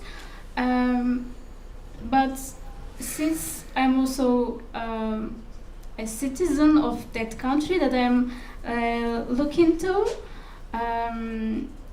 it was a little bit difficult to be objective, but I'm not sure whether social sciences can be purely objective, so maybe I can say in this way. Sure. Yeah. Exactly. I think it was more about how that helped you perhaps understand some of the topics that you were talking about. And something that I think you didn't mention perhaps so much in your video, but you did now, and was sort of the reasons behind why Turkey left Eurovision and the sort of threat or perceived threat that Eurovision posed to the government. And I'm wondering if you could comment on why other countries who are of a similar authoritarian bent, let's say Azerbaijan or Russia before it was banned, why did they stay in, and why did Turkey and let's say Hungary leave? Could you think of any reason why some stay and some go? Maybe sometimes there's part of this public diplomacy side of Eurovision, so maybe these countries like Azerbaijan or Hungary, I don't know, they might think about so maybe I can emphasize the Azerbaijan side. I'm a little bit familiar more. They still consider the contest as a side of their public diplomacy, I guess. But Turkey, I'm not still. I have still difficulties with this official name. So Turkey does not consider it more like a public diplomacy, because there is a huge oh my god, my English is getting worse since I started learning German. We totally get you. There's a pressure from the Turkish society that we should still be part of the contest, but the government just ignore. But I guess in the Azerbaijani context, since they still contest as a side of, they can show their country and a kind of a country advertisement. So maybe the reason they still participate into the contest. But there are lots of effects of these decisions. So it's just an assumption. Thank you. Yeah, and I wonder whether that might change now that, well, you never know. Maybe Turkey might join the Asian Eurovision Song Contest. Yeah, maybe. There were rumors that Israel might move there, so we'll see if other former contestants are. Thank you. We'll move to you, Philippe. Very smooth production in your video, must be said. I was like, hang on, this guy he's like an influencer, a blogger, but then you explained that you are, so there you go. Well done. Thank you. And I think it's interesting, to look at these three different Eurovisions from very different times. Obviously, your video couldn't give too much details on this recap model, so I kind of wanted you to explain a bit more. What is this model? Yeah. So this name, first of all, I just wanted to start by the name because it was just, I was thinking, how can I make this framework, of course, functional, but also funny? And I was like, okay, maybe I can put like, okay, rules, engagement, competition, assessment, progression, all of these in Portuguese, of course. So I tried to, adapt this to English so it could make sense as well to, give all of the letters of recap. But I think it makes sense for me because starting with the R, that is representation, so in terms of the rules, it makes sense because in all of the games there's also rules. There's always rules actually, because you know every single step. For example, Super Mario. For example, you have to like move your character. I mean Mario, or even our Mario character. I mean of the world of Mario. And then you have to press the keys or something. You have to do this because that's kind of like the rules of the game. And it's just like Eurovision, because we have all of that voting rules and all of that, even the staging rules itself, every single rule that is on Eurovision. So I think that would make absolute sense. Of course, I'm talking about Festival de Canção, so yeah, Festival de Canção in this case, we would adapt these rules to this context. In terms of engagement, I think that's also an obvious part, because the presenter also has to engage with the public that he or she is talking to, and then they're trying to like engage with the public and trying to just like keep the flow going, keep the show interesting, and also with the rise of social media and all of that, of course the show is like changing dynamics over the time. And then competition, of course, we're talking about like Festival de Canção, like so of course it's a competition itself. So I don't think I'm really going to drag much on this one. And then assessment, I would say this is much more related to the points. We have a lot of points, the qualifiers, all of that. I think it would make sense to also have a parameter for this one, because it's the way that the juries and also the public can assess all of these performances. And then the progression, of course, because we start on Festival de Canção with the semifinals, and then we keep going. Semifinal 1, semifinal 2, and then the grand final. And all of this, of course, and even the single show also has the progression. So we start with all of that, the opening parts, and then we have all the performances, and the green room, and all of that. The progression of the show also, I think, would make sense, just like games. So I think all of these 5 factors make sense to put on this framework. For me, it was functional. It was a really fun way to do it as well. So I think it was the best way to try to analyze this as a game. And I guess quick question, was that from game studies, or where did the theory behind this come from? Well, I saw some game theories. I tried to I saw a lot of authors like Huizinga and a lot of others. It was like a lot. I would have to check in here. It's not really here, but yeah, it was a lot of others that kind of inspired me to do this, because a lot of them actually referred a lot of these elements, like rules and also the engagement of the game, the competition, the assessment, the progression of the game, and even other elements. But I tried to synthesize all of this into 5, so it could be like just a really extensive grid, so it would be a much more effective work, and it would be a bit more easy for me to try to analyze these 3 editions. I think that would be the best way to do it. Yeah. Thank you. Yeah, and I think the notion of Eurovision as a game is, I think, especially interesting this year, where you see so much obsession with rules and who got a certain rule, like for example the Finnish case where they'll be allowed to play a violin, and everyone's, it's cheating, because in real terms it's literally just somebody playing a violin. It doesn't make it any difference. But this obsession with rules and people breaking, I think, is quite interesting. But another question is about engagement, because I think this is also an interesting dimension of Eurovision that's changing over the years.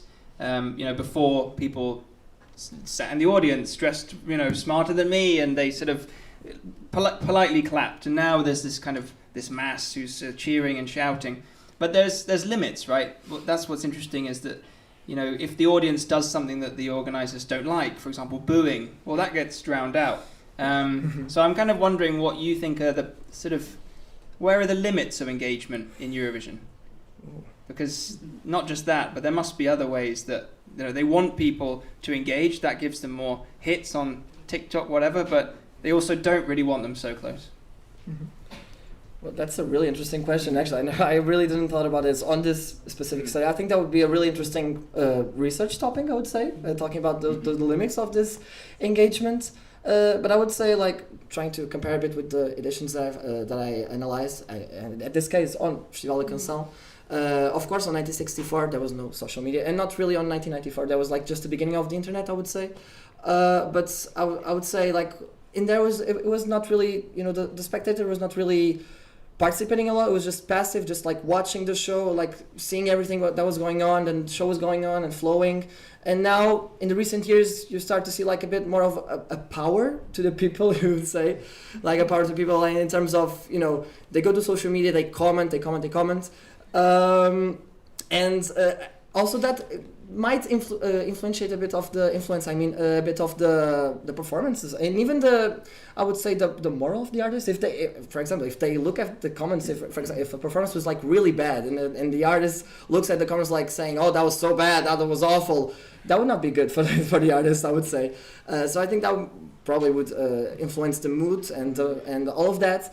So in terms of limits, it's a really difficult thing to actually think about, because in social media at this point it's really complicated to have like a limit, because we just like, you know, post a lot of stuff, like a lot of different content, a lot of different content creators as well.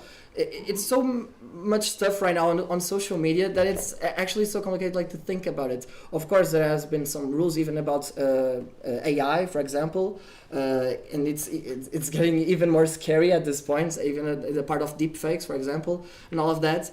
So I would say, like, it's a really complicated question. I would say that would be a really interesting research topic, I would say, but it's, yeah, engagement right now, it has been like, I would say that the people are having even more, and it might even grow even more. Like at this point, maybe we would be like on stage with the artists. I would say at some point we would, even if we're not in the arena, we would be like floating somewhere in there, like VR or something. I don't know. All right. Thank you very much. Yeah. So we'll move to Louisa. And you chose to focus on these three things, which I guess were the conflict in Israel-Gaza, I assume, diversity, and top of my head, can't remember the third one. The artist stories. The artist stories, exactly. Artists, yeah. I was wondering if you could explain to me why you chose those three things, because I guess you could have chosen anything. Yeah, that's true. I could have chosen anything, but I tried to focus on things that were on, kind of on my page, first of all, like the Middle Eastern conflict or the Israel-Gaza debate is, as you all probably know, is a really big topic, especially in the last years. But when I dove into the research, I noticed that it's actually an ongoing topic, like not just the last few years, but it goes way back. And so does diversity. And then the artist stories was basically just to bring in another perspective from the artists themselves, and to also see how they are presented in the Austrian media, not just JJ as I mentioned, but also the Israeli candidate, or last year the Estonian candidate was kind of a interesting factor, because the Italian media was not so happy about him. So yeah, that was also the reason why I chose these three. Sure, thank you. And I guess linked to that, my second question is that this morning we heard about how broadcasters understand diversity, and I think in your presentation I was sort of wondering what does diversity mean in your study, because of course diversity could mean many things, and the EBU, I think, or Eurovision more generally, has a very sort of particular understanding of what diversity means, which I would interpret mostly as sort of open to love who you want and this kind of queer visibility. Is that what you were focusing on, or was it broader than that? It was actually right that the queer community, especially at the Eurovision as a queer event, because I think it's really interesting how, like Max's study also shows, a lot of queer people are really interested in the Eurovision and also kind of feel represented by Eurovision.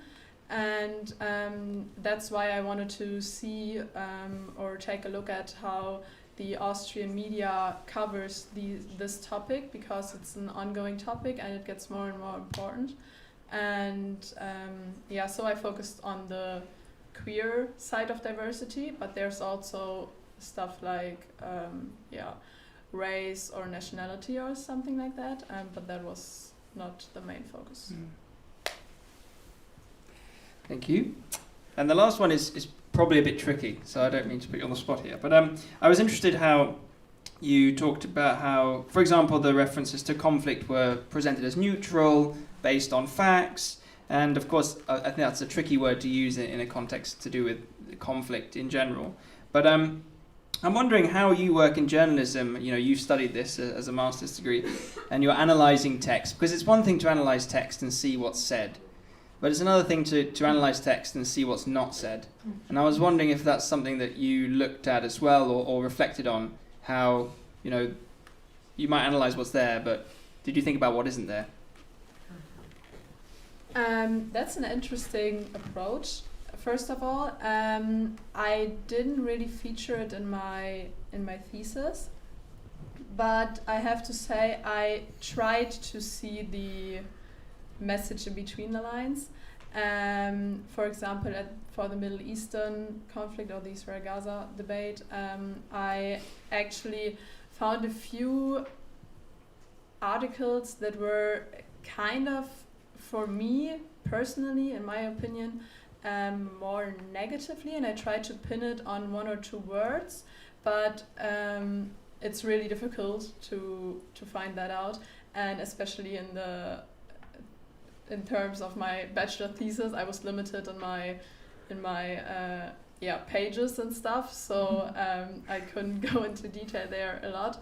But it's a really interesting approach, and maybe also a topic for another research. Thank you very much. How long do we have left, Walter? Okay, so I think I will open the discussion for your questions. Are there any? Yep. Yes. Sorry. About Turkey. I have the feeling we don't mention the elephant in the room. I mean, you tried it to mention also Hungary. I think there is something what has Hungary, well, had Hungary, which has Turkey still.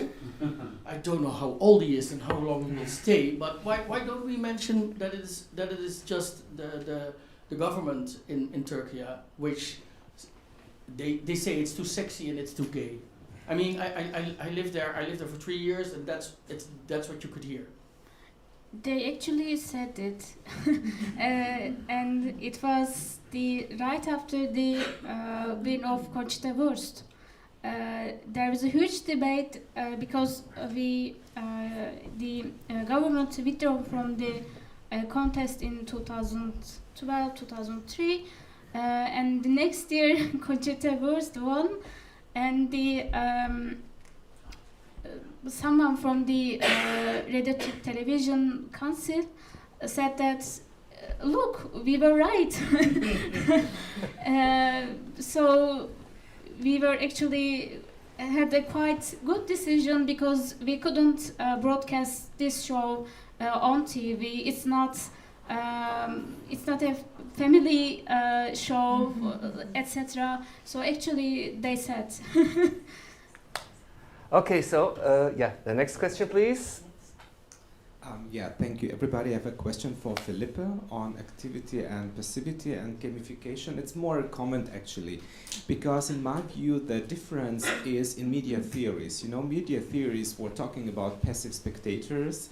It is not the reality. So I would say that this kind of gaming and gathering together and enjoying Eurovision together, it was always there. How it looks like today is just different.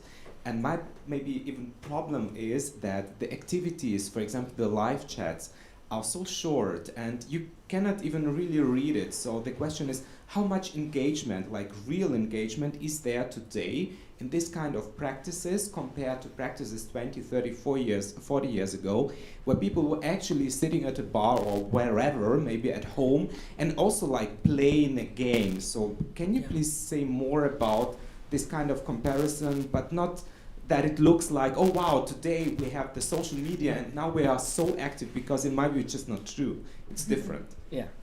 Yeah, I completely understand your perspective, and it makes sense for me. Because, 1964 and 1994 we didn't have social media, we didn't have internet. Maybe on 1994 we had the beginning, But yeah, it was just like you said, like on 1964 I think people just like stopped to watch Festival de Canção, and that was the way of them engaging, because watching with the family, that's like the way of them engaging with them, with all of them. And then on 1994, I would say it goes to that part, to just like go to I don't know, a friend's house, or go to, just like you said, to a bar or something like that, and they engage with themselves, like talking about, oh my god, which song do I like? Oh, I really think this song should win Festival de Canção or something like that. And then, of course, we go now to this more actual perspective that is, I analyzed 2024, but I would say it's still pretty much similar. That is also, of course, what you said, the live chats. I think, that engagement is not really, the Eurovision with the spectators, but really between spectators, they're like talking a lot between themselves, like, for example, like saying, oh, this should qualify, or this should definitely not qualify, and they like keep interacting with themselves, and not really like the official channel doesn't even have to do much, because people are just so engaged on the show. They're like, Eurovision doesn't even need to like just get there and put comments like, what's your opinion about this song? What did you like? And no, people just like start commenting. They don't even need a question to do that. So people just like keep interacting, just like they were like in cafes, bars. Now the bars, it would be like kind of like a live chat right now. It's like a change from pace. And it's actually interesting to think about that, like in a way, like how engagement is evolving over time. And I would say it's really similar to other media formats, like at least those more popular stuff. For example, I would say the FIFA World Cup, for example, when we have like the draws of each group stage, people are just talking like, oh, that country is like with that group, oh, that group is the group of death or something. Like, for example, that's like, I would say it's like the, all of that is like engagement, like people are just engaging with themselves. The official channel, I would say, for example, YouTube, that doesn't even have to intervene. They just like engage with themselves. I think that's really interesting to think about that. It's just like a cafe or a bar. Okay, we have more questions here. I have a question for Max. So I'm interested in fan communities as well, and do you have more characteristics that a typical Eurovision fan consists of? Like, what are other boxes apart from it might be gay men or heterosexual women? Yeah. Thank you for the question. I mentioned that they are very well educated, like from these 800 that took part, I think about 2/3 had the Matura, which is the equivalent to be able to study. So that's super high, and I also have to question how much does it have to do with my aggregation of these survey participants, because there's always a bias how you allocate these.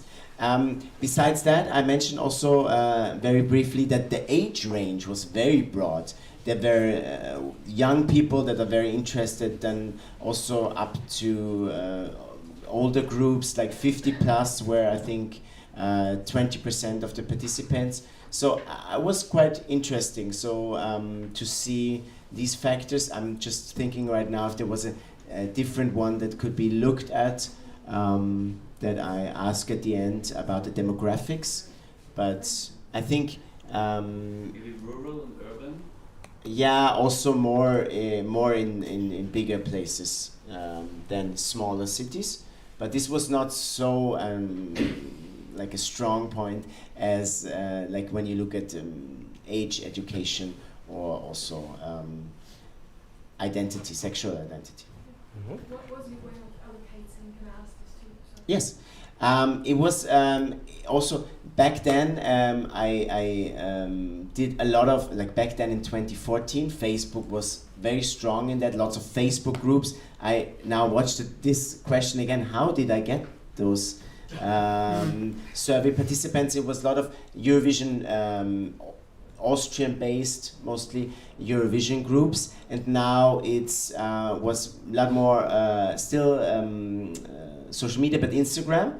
And for instance, the host or the commentator of Austria, Andi Knoll, he shared the survey in his Instagram story. So I got like, I don't know, 100 after he shared that, and so because my aim was on people living in Austria and are interested in Eurovision, I think it was also okay to go this way. But yeah, that was my strategy to get to those votes. Lots on Instagram, and also to get the fan club involved. Like I think roughly 40% of the Austrian fan club took part in this survey, and there was also spread a lot. Yeah.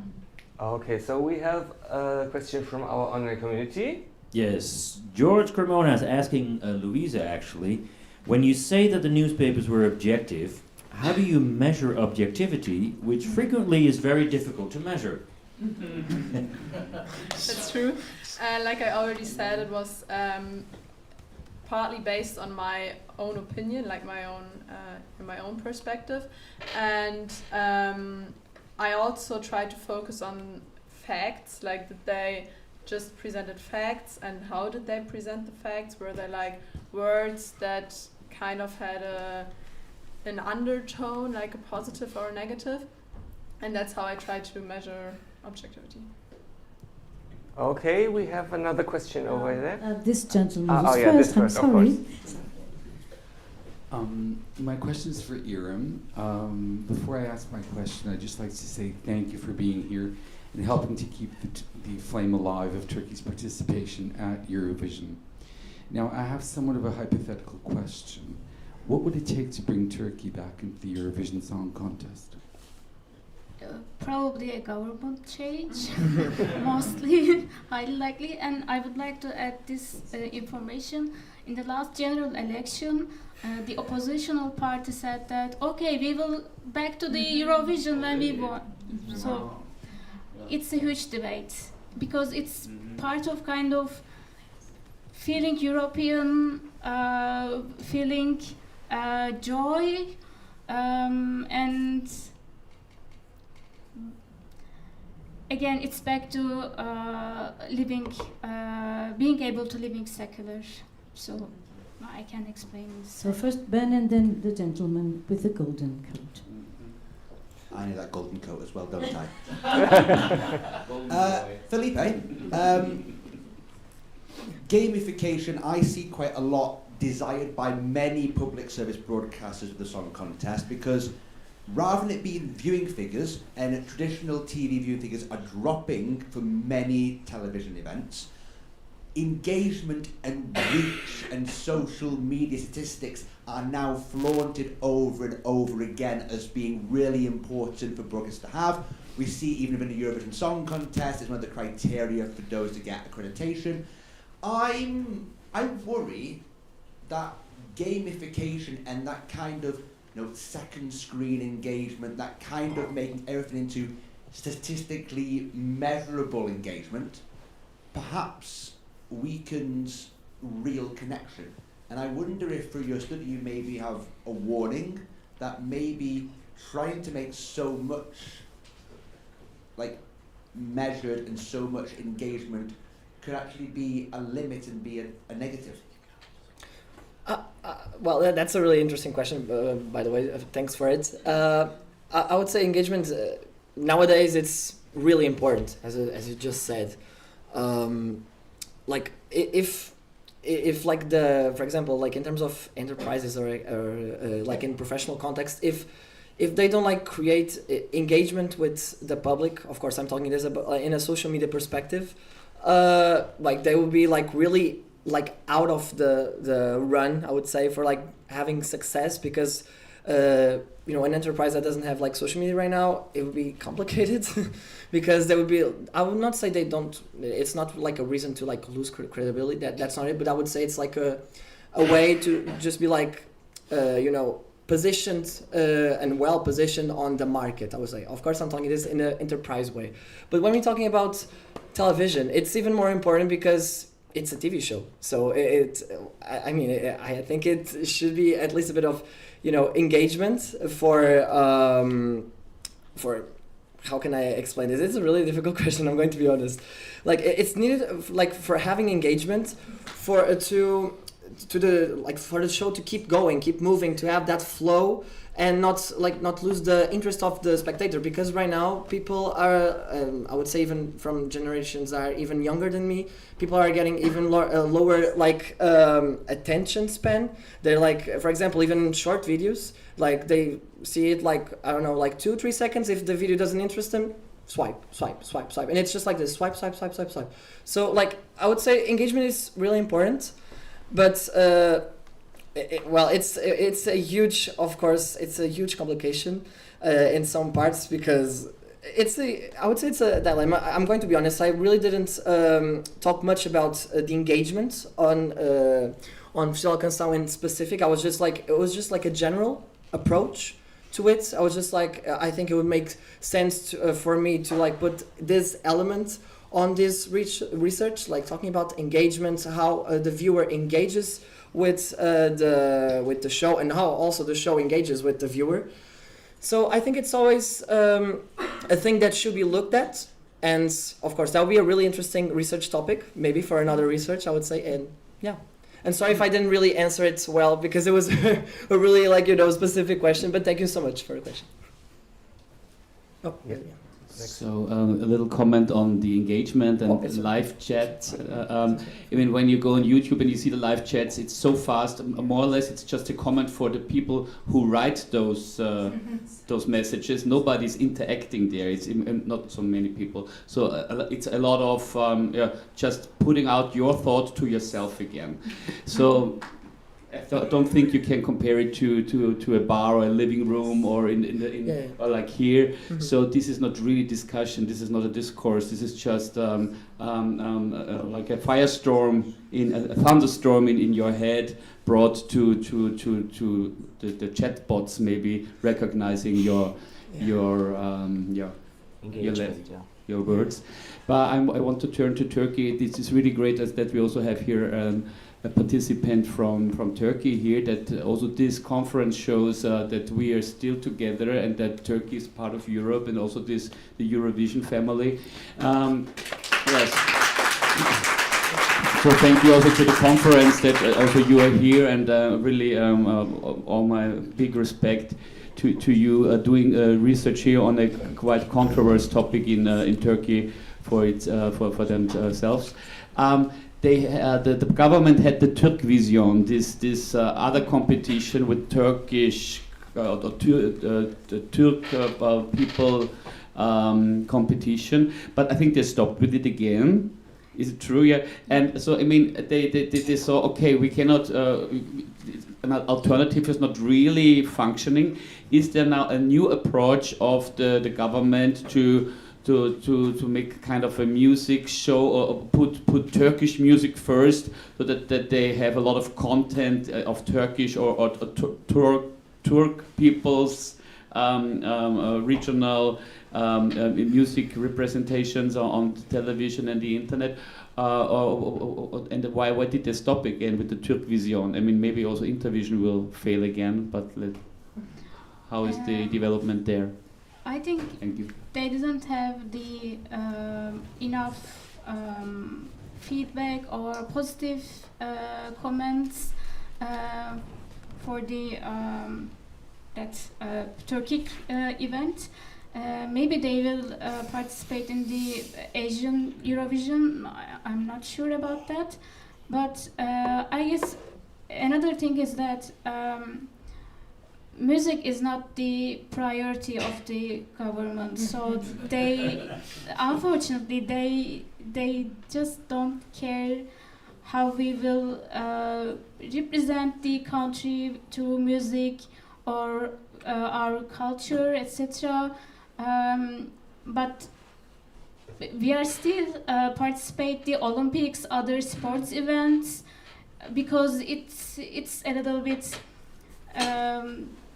I think it's related with the strength, so it's more physical, so we will show the Turkish strength, but the music is not that kind of, it's not showing that strength. I guess maybe it's another reason that they don't care about much. Okay, another question over there, and then we're going to close this first round of the Science Slam. Thank you. Yes, I would like to ask a question about the use of language in your research. I mean, the use of language in Eurovisions and the role it plays in your research. Because you didn't touch upon it directly, but you offer many different ways to go with that in terms of both representation and participation. I mean, the national broadcasters, of course, have built around a shared language, and the European Union has emphasized the diversity of Europe in terms of all these different national languages. But the reality is that besides this representation of having many languages next to each other, the real participation of audiences, of fans, maybe also depends on the capacity to understand. So have you dealt with that, for example, in fan communities in different periods, and Austrian, German, for example, the role it plays, if it plays a role, or in Portugal or in Turkey? Yeah, I would be interested in even Would you like to comparing. take this one, Max? Yes, 2 points I can add to that question. Thank you very much. First, my survey was directed on people that live in Austria and are interested in Eurovision, so the questions were available in German and in English, and I hope that included a lot of people that wanted to take part in the survey. And I think there was one point that was in my question: what interests you most? I mentioned that music was on top, and then spectacle was second, and one that was very from the options in there, but not the highest, was the diversity of languages in Eurovision. How much are you interested in that? I can give you the numbers for that answer later, but it was not the top answer, but some chose it, of course. There were both Turkish and English comments when I checked the video. It's also from the official Eurovision YouTube channel. So there were foreigners who were just interested in the Turkish Eurovision. When I try to deal with the recurring themes, I first check the Turkish concepts, and I also look into the English versions, because some English comments were also written by Turkish people, so I didn't want to ignore those comments, so I try to combine 2 languages in this way. Great. So should we finish there? Yeah. Yes. Thank you so much to the Science Slammers here. Should we have a big round of applause?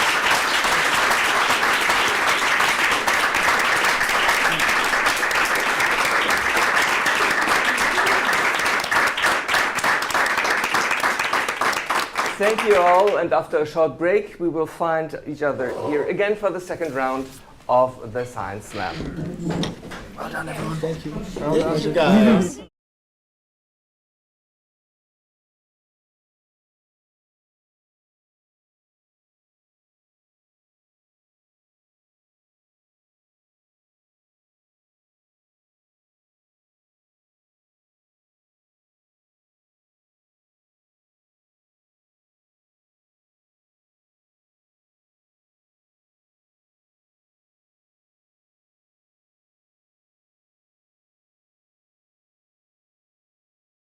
Hello, everyone, and welcome to my speech, Happy Eurovision, How the Eurovision Song Contest Contributes to Psychological Well-Being. And there are no boycotts or disqualifications in the best case. Yes, we already experienced it in the current season, and it's not a really good feeling if there are boycotts or if there are disqualifications, like we saw it in the last years.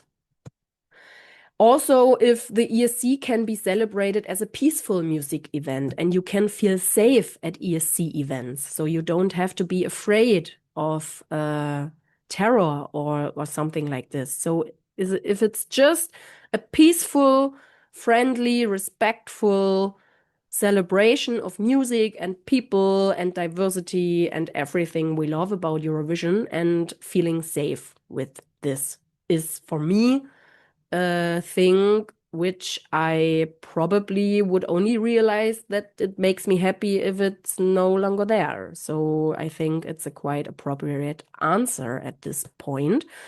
And also wearing the ESC merchandise, which I bought in the Moments area, is now wearing these things can also make me happy, and I would probably only realize it if I wouldn't have it in my life. Another point which came to me was that a national selection instead of an internal selection takes place, because for me it's related to higher excitement and more participation for the fans and the viewers, and I think this is for me the better way to find your artist which is going to Eurovision for your own country. But this could also be just my opinion and is another topic for another speech. Another answer which came to me was the whole ESC national final and pre-party season, which is also a structure that fosters happiness of Eurovision fans, because so the season gets much longer than just the week of the semi-finals and the final. And there could be many more which I haven't thought about yet. And at last, the green area about relationships and personal development. So what ESC-related things create a strong sense of happiness over a longer period of time? So long-term and high-intensity things. And there I came up with the answers like connecting with other ESC fans and maybe even forming friendships, or when colleagues turn out to be ESC fans too, or if your own child enjoys ESC songs. In my case, my daughter last year really liked Espresso Macchiato by Tommy Cash, and it was a pleasure to watch her singing and dancing and having fun with this special song and special video. She also liked the techno or remixed version of ESC a little bit more. It was quite funny. And also integrating your ESC passion into your professional work, like I'm doing it, can be a long-term, high-intensity form of feeling happy. And I'm really grateful for this.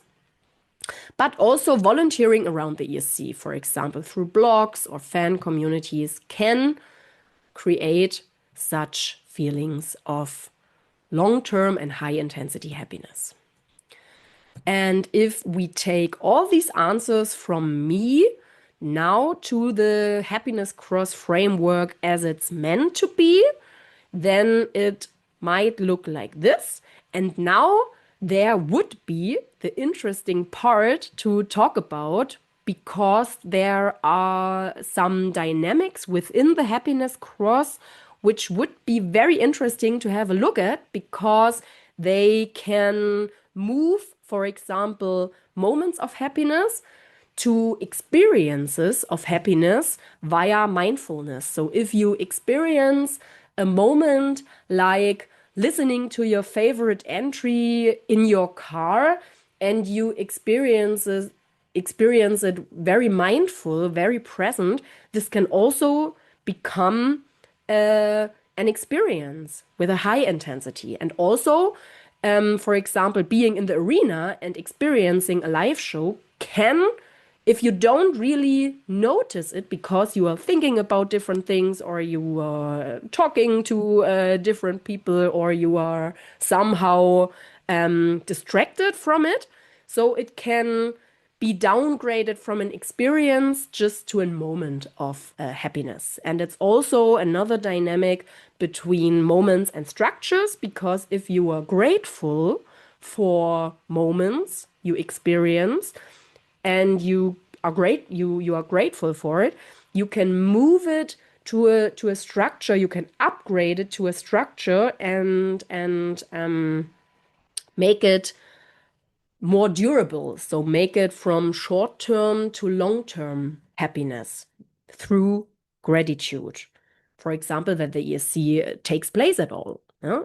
If you're grateful for this, then it's a structure. But if you don't really think about it, or if you have a sense of entitlement, because you think it's absolutely normal and it couldn't be different, then it might change from a structure to a moment of happiness. But that's a really interesting foundation for discussion, which we can do in today's speech and in this year's conference, but maybe we are going to do this in the future. So let me jump to my last part of the speech, the conclusion and the future perspectives. So it's about public value of the ESC as a booster for well-being. My conclusion to this point is that the Eurovision Song Contest connects people across borders, creating a sense of belonging and we. So it's experiencing community. And that's a really, really important fact, or a really important aspect of psychological well-being, experiencing community. Another very important aspect of well-being is allowing and sharing emotions. For example, by cheering, celebrating, and feeling together, which is also strengthening emotional resonance.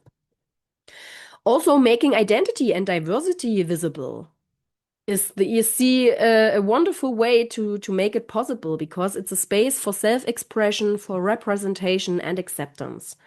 And this is also very important for psychological well-being. Creating positive memories, also very important point, rituals and shared experiences. And these things, the rituals and shared experiences, have a lasting, stabilizing effect. So if you know that the ESC comes every year and every year again, you have something in your life you can hold on to if everything else around you is kind of chaotic or challenging in your life. And so the ESC might be a lasting, stabilizing effect for many people. Also experiencing self-efficacy in small ways by cheering along and voting and being a part of a larger story, creating the winner of the ESC, creating the shared memories, the shared stories by celebrating watch parties, by voting for your favorite entries, etc. It's about self-efficacy. You can decide and get involved in different ways. And that's also important for your psychological well-being. And for me as a media educator, another very important point is that you can experience media as a resource and not just as a source of pressure, because the ESC shows that media content can empower, it can connect, it can support well-being. It's not just creating pressure. It could create pressure too, especially if we look at social media and all the things that are going on there, not within the ESC bubble, but out of it.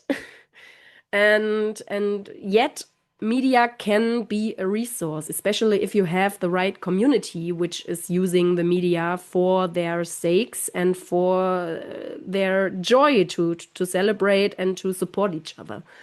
And it's also contributing to social cohesion. So shared cultural experiences like the Eurovision Song Contest fosters dialogue, understanding, and empathy. And these are skills, life skills, which are very, very important, especially if we think about in what kind of time we live, what quality the time has that we live in nowadays. So what are my future perspectives? I'm planning a workshop for the Eurovision for the Eurovisions conference in 2027. There should be a hands-on workshop on how the Eurovision Song Contest contributes to psychological well-being. I'm planning this workshop for next year because this year it wasn't possible for me to be to be with you in presence because I have other appointments. But my goal for the hands-on workshop in 2027 is to actively apply the happiness cross method in order to identify and collect further concrete aspects of how the ESC can foster happiness and enhance well-being. And what I'm planning for the future, so if I look ahead, I want to make these insights practically usable. For example, in coping with PED, post-Eurovision depression, with fans and artists. Yeah, we know that this is a real thing, and you can cope with it if you have a strong psychological well-being and resilience. So if we think about what are the things around the Eurovision Song Contest that foster our psychological well-being, we can also use these insights to cope with the post-Eurovision depression to make it less intense, in my opinion. But these are just ideas I have to think about and work it out myself in the future. But I also think it could be very interesting to differentiate and adapt the approach, for example, not just ESC fans, but also ESC artists. No? These are different contexts, and it might be very interesting to compare the answers in the happiness cross framework given by ESC fans and ESC artists, and then looking at it and getting insights and making them practically usable in the future.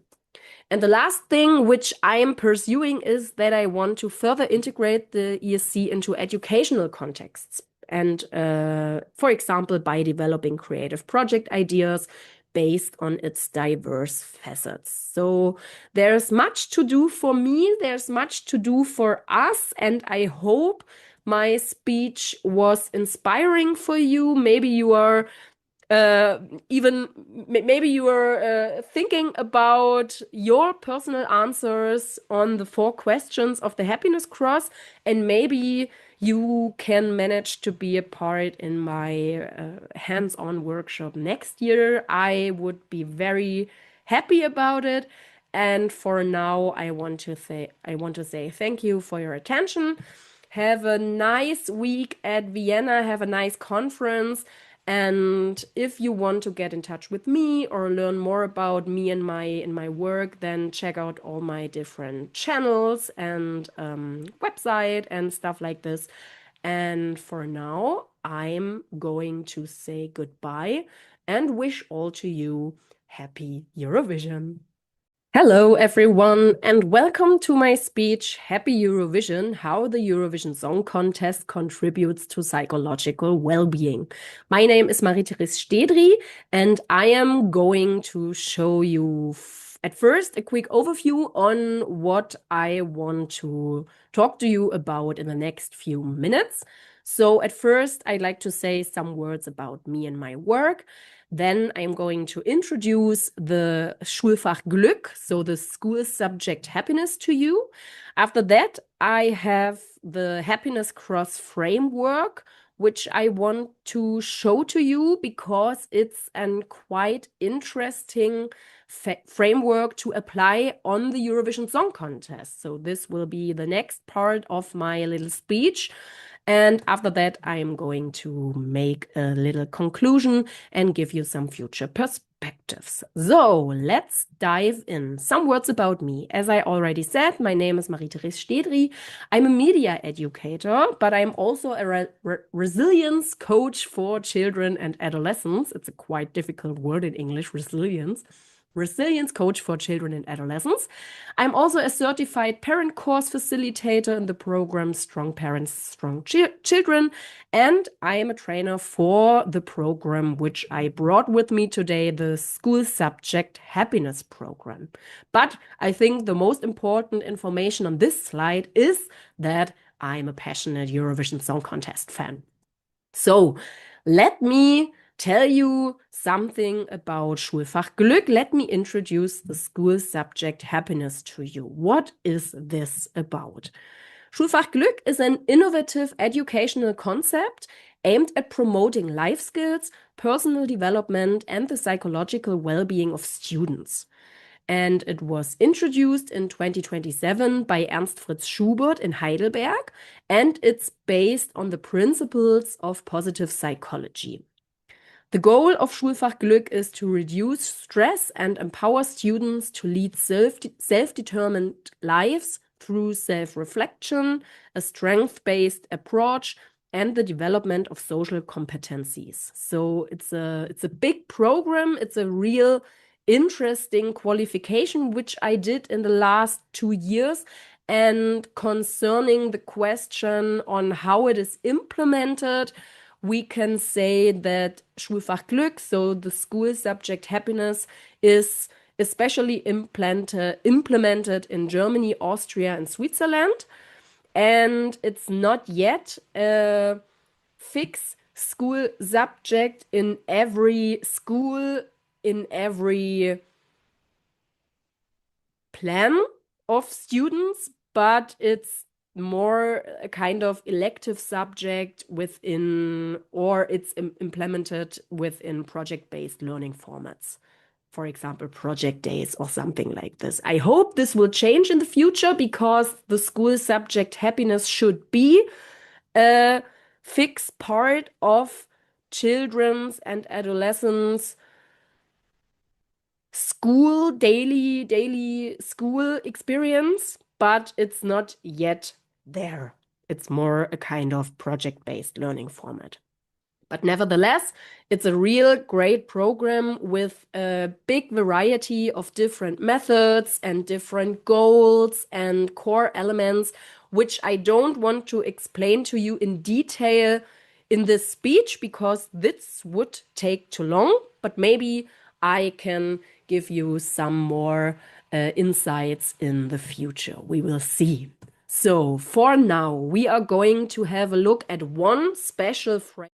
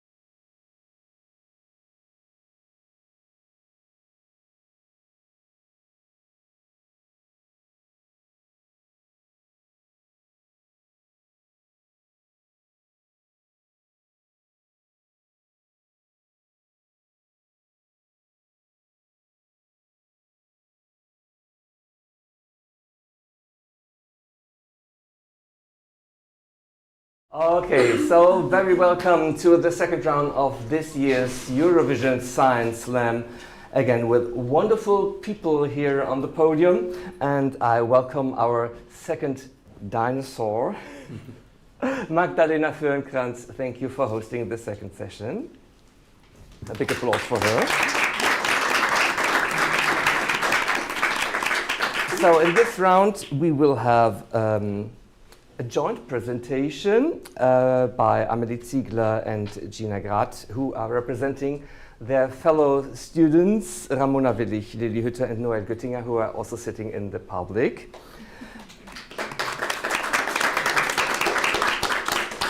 We have Stephen Gion here.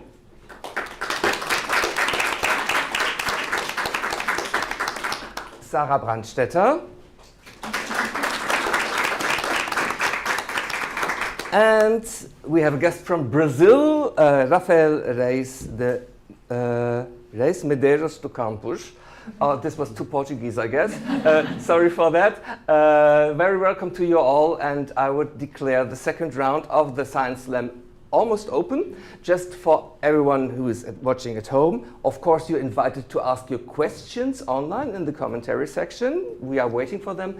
And the voting is still open, of course, because we have the second round.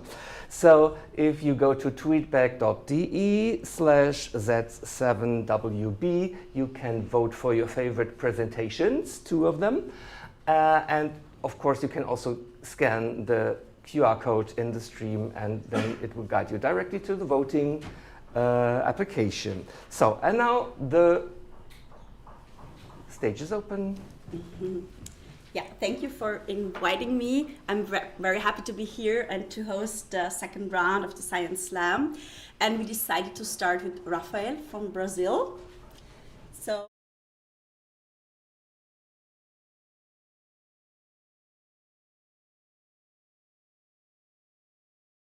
And your research. Nice questions about it. So the stage is yours. All right, thank you so much. Hello everyone, I'm Rafael. I'm very excited to be here, hopefully next time in person. So my work is the result of my master's thesis that was developed at UMass Amherst. And I'm basically talking why I believe that the contemporary form of Eurovision can be understood as a sort of neo-Baroque spectacle. So what I did was I looked at pre-existing Baroque scholarship, trying to identify the key elements regarding function, expectations, and experience of these spectacles. And then I used that as like a framework to then investigate the Eurovision Song Contest. What I realized is that they are both like immersive sensorial experiences focused like in the creation of excitement and pleasure, using wonderment as a political tool. So these spectacles are basically celebratory by nature. They are used to position oneself in a broader cultural environment. They can be used for social cohesion, for impressing the audiences as a display of wealth and power. So in the Eurovision as like soft power investments. When it comes to the expectations we have of these spectacles as well, we have the expectations of musical variety, of strong visuals, but also cohesion when it comes to the visuals and the music presented. Structurally, there are a lot of like ceremonial aspects to the structure of the event. The use of guest performers as kind of like trying to uplift the host and the contest, which is a little bit similar to how intermedi were used. And also the sheer length of the event and the different forms that we can consume it. I think all of that draws back to the Baroque experience in some sort of way.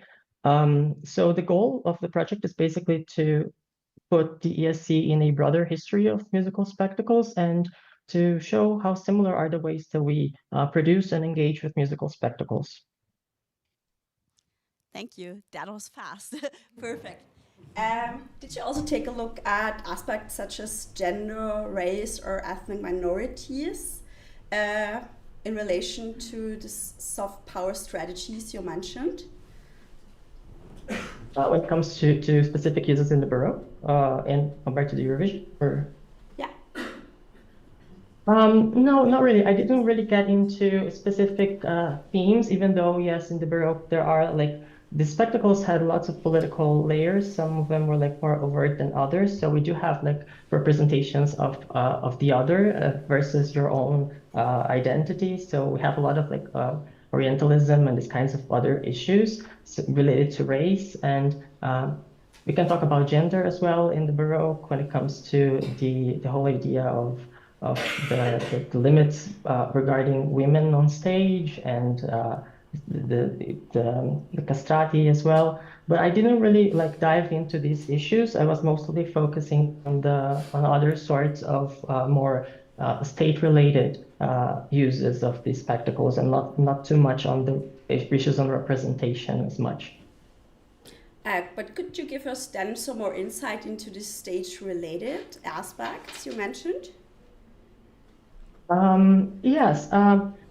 I think that the first thing that brought me into this project was how I perceived like the Baroque as this very lavish kind of spectacle with lots of investments in like in stunning effects to really bring forth the idea of mesmerizing the audience, right? So the use of machinery, very enhanced technologies of the time that are used to create these ideas of illusion and the creation of like a kind of similarity of what life would be. But how then, for example, in the Eurovision, we also have these kinds of investments in the visual aspect, then trying to, using different kinds of technologies, of course, because of electricity and so forth, but also having this very strong emotional effect on things. So we're thinking especially on involving the audience through the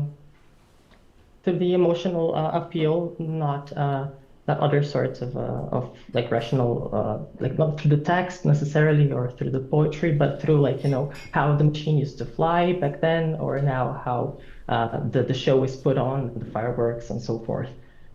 Did I answer your question? Thank you. Yeah. What that is? Could you give us some? Could you give us some more insights into how the project or your idea came about?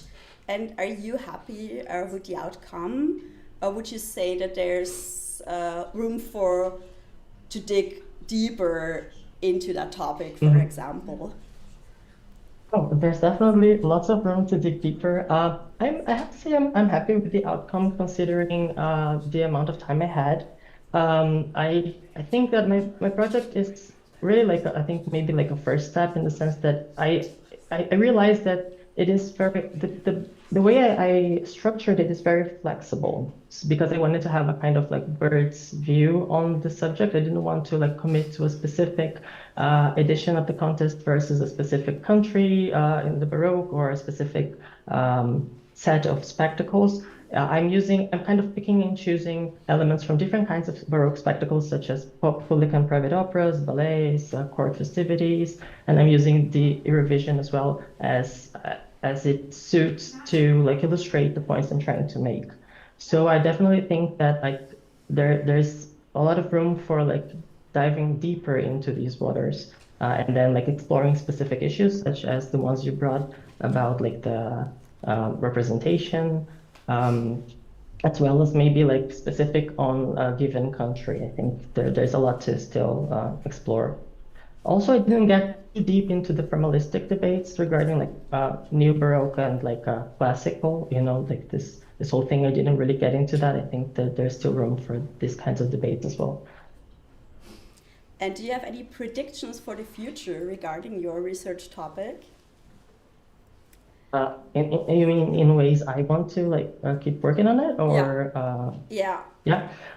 I don't really know yet. I would love to keep exploring this in a future PhD maybe, but I don't have anything laid out yet.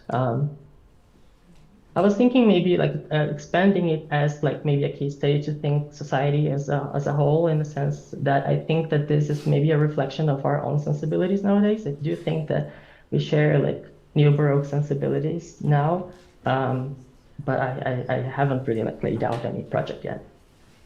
Okay, well, I have to check, or I have to be the keeper of the time, so thank you very much. After all the other presentations, there's room for the audience to ask some questions. But for now, I want to thank you very much, and yeah.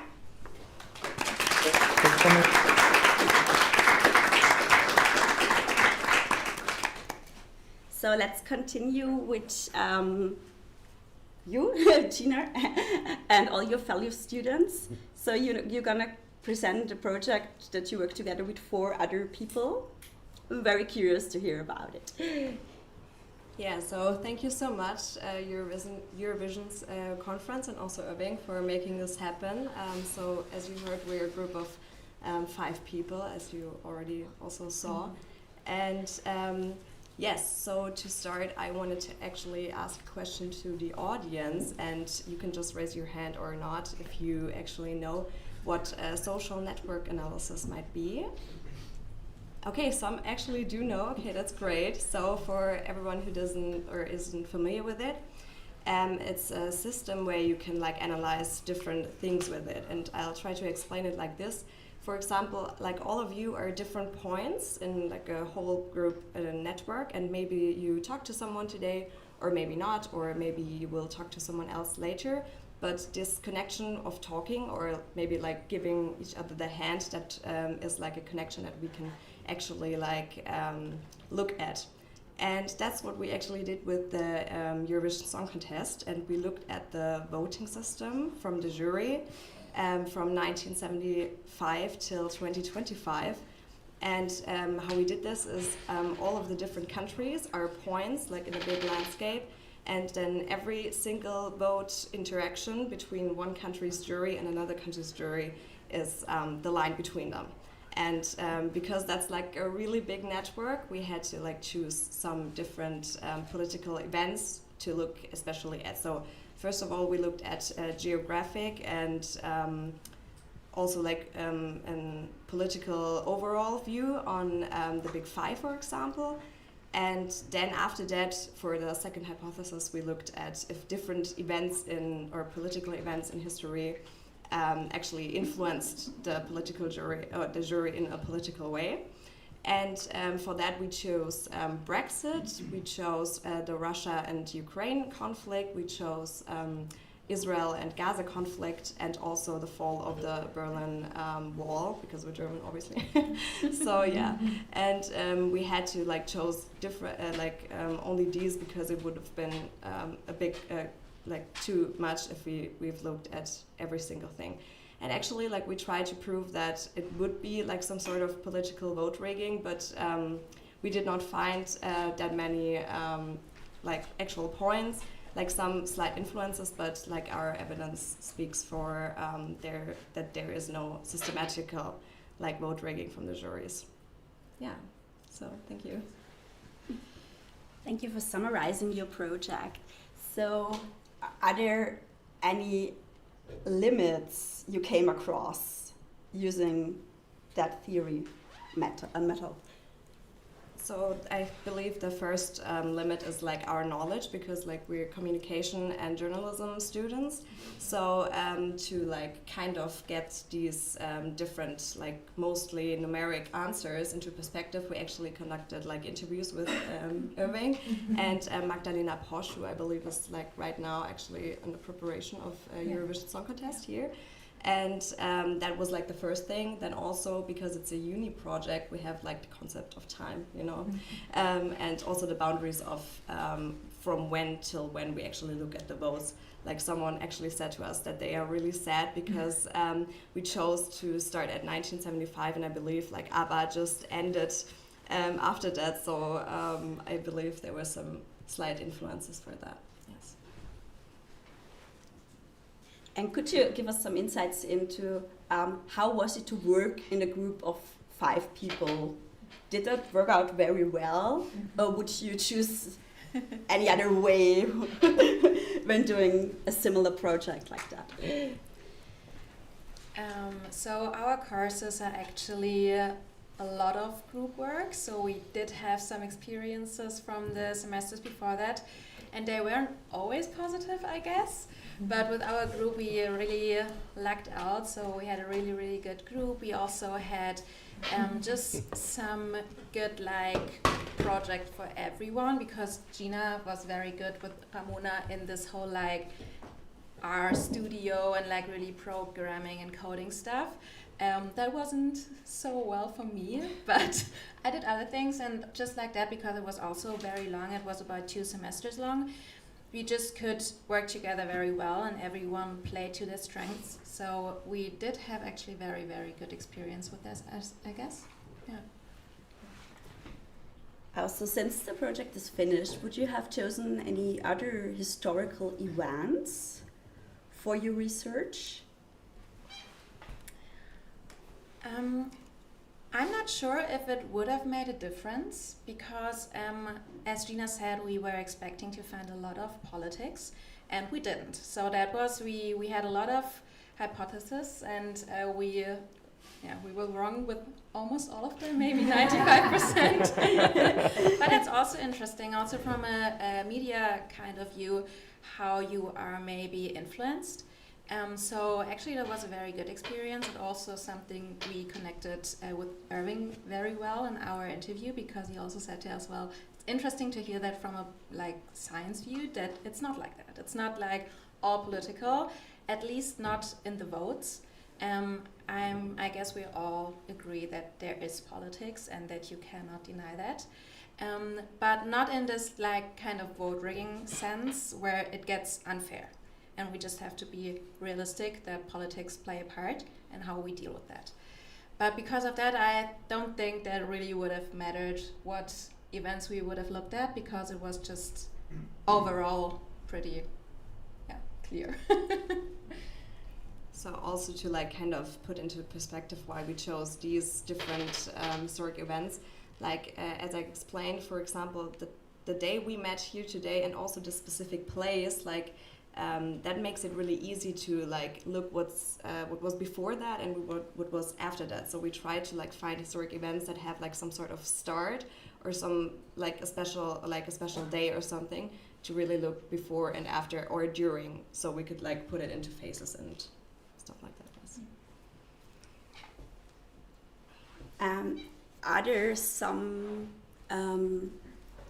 aspects that you would have wanted to dig deeper into now the project is finished, or like any ideas for a new project for continuing with your research on that?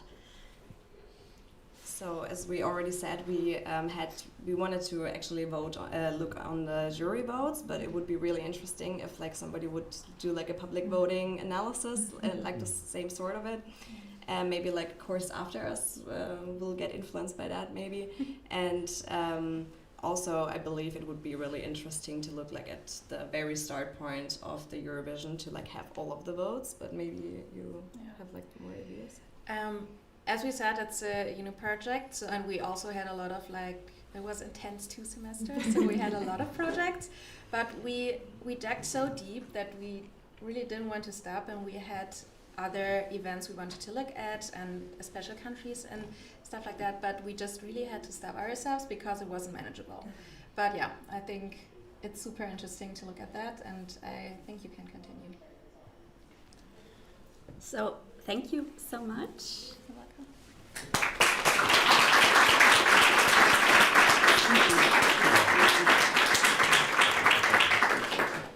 So let's continue with our next candidate, Stephen. Stage is yours. Hello, my name is Stephen John, and I'm South Korean, and my PhD was absolutely nothing to do with Eurovision. It's a completely different subject. So I became interested in Eurovision, well, before that actually, about 10 years ago when I moved to the UK, I first was like, what is Eurovision? So I absolutely had no idea what Eurovision what it was. In fact, my interest began almost 3 years ago when the UK, the Liverpool, where was the host city for the Eurovision. I think that's when I started being interested in, and then more and more, and especially from like last year in Basel, from let's say the Vibe, the Raw, the Iceland representative, and that inspired me, that began interested in my Eurovision. So I'm really relatively new to the Eurovision research. So if you notice on the YouTube video, I am one of the highest in the video. So my research is basically, it says on the title of the video, is asking, what if the BTS boy band participates at the Eurovision? So I would assume everybody knows who the BTS is. So anybody who doesn't know BTS is? Okay, that's good. So that brings to my main idea of my research. So it's just an idea, it's not really like a finished is. So it's questions like, what would happen if a global K-pop group like the BTS competes in the Eurovision? And it looks at how the Eurovision becomes increasingly global and how K-pop's choreography, visuals, and fan culture could influence the contest in the future. So the BTS, it's a major subject in K-pop, and obviously it's a really cool idea, but I don't think that it's going to be possible for BTS to compete maybe in a Eurovision Asia in Thailand, because South Korea is one of the representatives to compete at Eurovision Asia this year. We wouldn't know what the songs until September. So more broadly, that I'm interested in Eurovision because it brings it united. Let's say the K-pop fans and the Eurovision fans coming together, they're weaving as a united so that they can learn each other. And the Eurovision people can learn perhaps from the K-pop, and they could learn so they can like a networking each other. So it brings together the music, identity, creativity, and the international culture in a unique way. Since the Eurovision research is still developing within my music studies, that my hope is to contribute the new perspectives and join a growing network of researchers working in a contest. So I look forward to talk about it. Thank you so much for the presentation. Could you give us some more insights of your idea, seeing the aesthetics and performance strategies of K-pop, especially BTS, in connection to the artists performing on the Eurovision stage? So what are the similarities, for example? I think there are two distinct similarities. Well, a couple of differences, but also. I think the main difference is staging, and also how many people involved in the Eurovision and also in the BTS itself. I mean, the BTS itself is a large number of people, but the Eurovision is involving just a small number of people. However, I think that some of the songs from the ESC that are kind of like I would say kind of like a high graphic, some sort of like crazy graphics involved in some of the songs.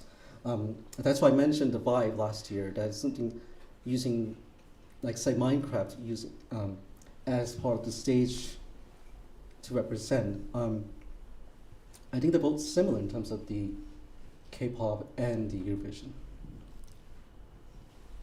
Do you also see any similarities regarding sound, for example, and the topic or themes of the songs, of the lyrics?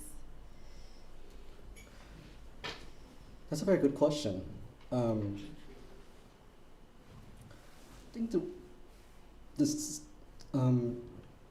the text involved on the K-pop and also songs on the Eurovision, it can be political and also to represent the nationalities.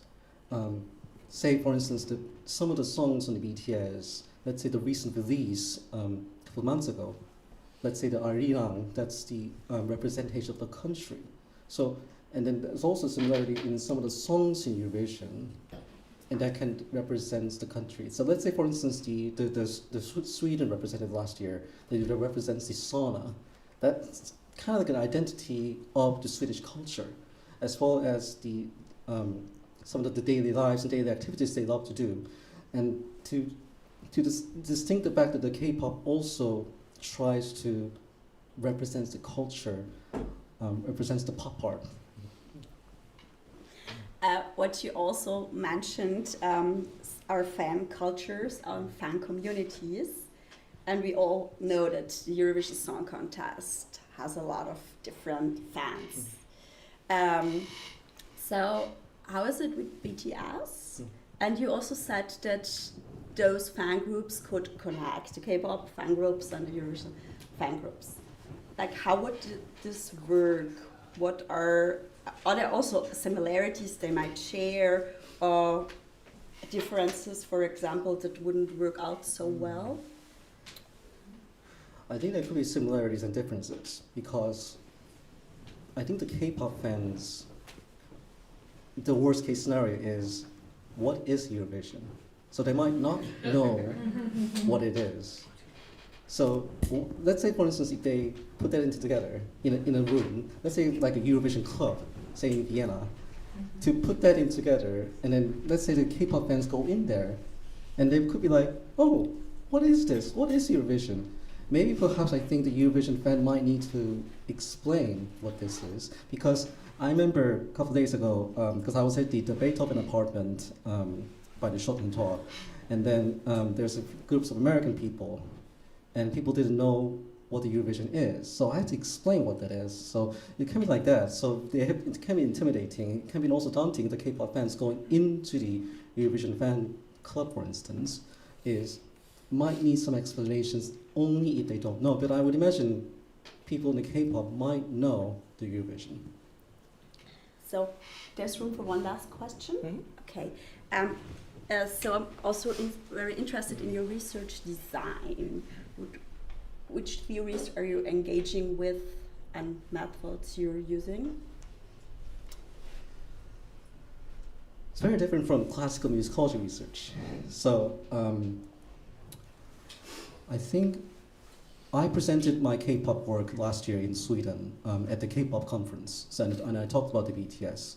And I talked a lot about the choreography as a big method, and also the social network analysis, and how the fans, well actually, fans wasn't the one that I talked about last year, is I talked about how the colors in the BTS they use as choreography. So in both ways, graphic designing and also social network analysis would be my main method of research.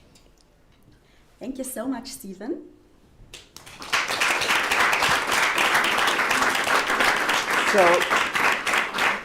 So at this point, Sarah Brandstätter was supposed to present her Eurovision research, but she didn't get her Tanzschein.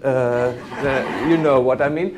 Now, in fact, she's saying hello, but since she's part of Cosmo's delegation, and Cosmo has a presentation this morning, in the last minute she had to cancel her participation in the Science Slam. So she's saying hello. Please don't vote for this presentation. Keep your votes for the other brilliant early career researchers in the Science Slam.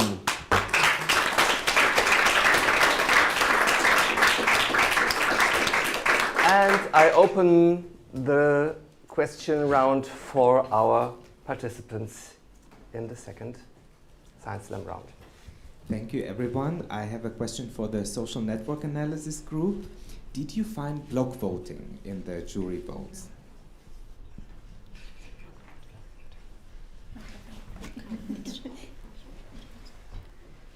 So, like, we try to look at different... Someone is blocking. So we actually try to like look at that perspective from like a geographical like point of view, and we found we have like a lot of different hypotheses like looking at that directly, but I believe it's like 26 or like 30. So we actually found that like some regions like are more connected than others. Like for example, if you like split up Europe in like Southeastern Europe or Central Europe. And also we found out that like neighboring countries, for example, are like more likely to give each other like slightly more points than not neighboring countries. But that would be like the most like block form that we could like actually find. So yeah. It wasn't a lot, only like a slight difference in the points. Yeah. You mean centuries? Sorry. Was it significant? No. Okay, next question here from Ben. Thank you. Question to the same group. Your research has looked at 50 years of jury voting data.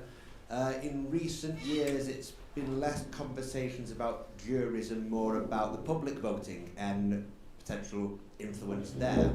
It's not your influence, but it's not your research, but could you consider what you believe is any influence on the televoting side of the equation based on what you've seen in this study and how maybe it would apply to a public vote as well?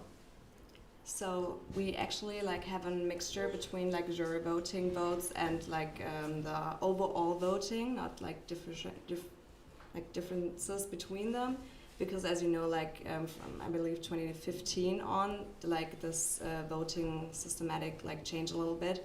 And we actually conducted our data from the official like Eurovision Song Contest website, because we wanted to be specific with and not to watch like every Eurovision again from the last 50 years, but that would have been fun. I believe like like we can't really see like any differences from our mixed like data and just the jury data, because it also like are different kind of points in time. But I think it would be really interesting to have like some sort of study we could compare it to. Well, we did actually talk about that, and we think that would be different. And just from like a gut feeling, we said yes, because maybe also the jury votings are sometimes a little more connected to the government or to politicians in some way. And with the televoting, you would have more like a direct line to the people. But our gut feeling was wrong the first time, so maybe that would be wrong. Thank you so much, all of you participating in this second round of Science Slam. The question is for the same group. It's more, it's a note more than a question. I was very happy with your data that you shared. I think it will be a nice basis for further research, even about other subjects, so deconstructing some narratives about the voting. But I would be more enthusiastic, even more enthusiastic, to look at data before 1974, because at least 2 dictatorships ended in 1974 and 1975. So I would like to see if these dictatorships of Portugal and Spain would give you different data for you think, as well as public voting, of course. A very nice way to have a basis to link with a lot of research done in these years, sometimes because we are working alone and no time for digging into voting and analyzing everything and putting, as you said, votes by hand in a grid. So yeah, thank you. But I think no, I don't think. I want to see if before 1974 it's a different trend or not. Yeah, we agree. We had with our 50 years, we were just at a limit, but would be interesting for sure. Our Excel and all our data is also available online on GitHub, so if anyone wants to like use that, or maybe, yeah, you can always look at that. Nice. So also my like great colleague Amelie, she also wrote like a great article about our findings. And there's also a link for our data, and maybe there are some good graphics that you can look at if you want to. You could just come to us, yes. Okay, I thought I'd ask a question not of this group, but of Raphael online. Hi. And because I'm really fascinated, and I think the minute you say neo-Baroque, it's like, yes, absolutely, the way you outline it. Not a contest, I think. But it took me back to some work, and because we are in Vienna, I did an analysis of Richard Linklater's Before Sunrise film that came out in the 90s, you know, where they wander the streets in terms of the neo-Baroque and also in the times of postmodernism and all of that fun stuff. And I wondered if what you were looking at, because you're talking about Eurovision, but were there any countries involved, especially those that have the Baroque traditions more? Maybe Austria, maybe Spain, etc. And did you see that kind of, some countries being more influential in sort of making the neo-Baroque aspects more heightened, or? Thank you. Thank you so much for the question. It's very interesting. Well, as I said, especially when I'm looking at Baroque, most of my bibliography was focused on like the Italian peninsula and France. But when it comes to the Eurovision, I really didn't want to commit to one specific country. So I did try to not be like too focused on any one of them. I can't really tell you for sure if there is a specific kind of influence. What I can definitely say is that some countries have more money to invest in these spectacles.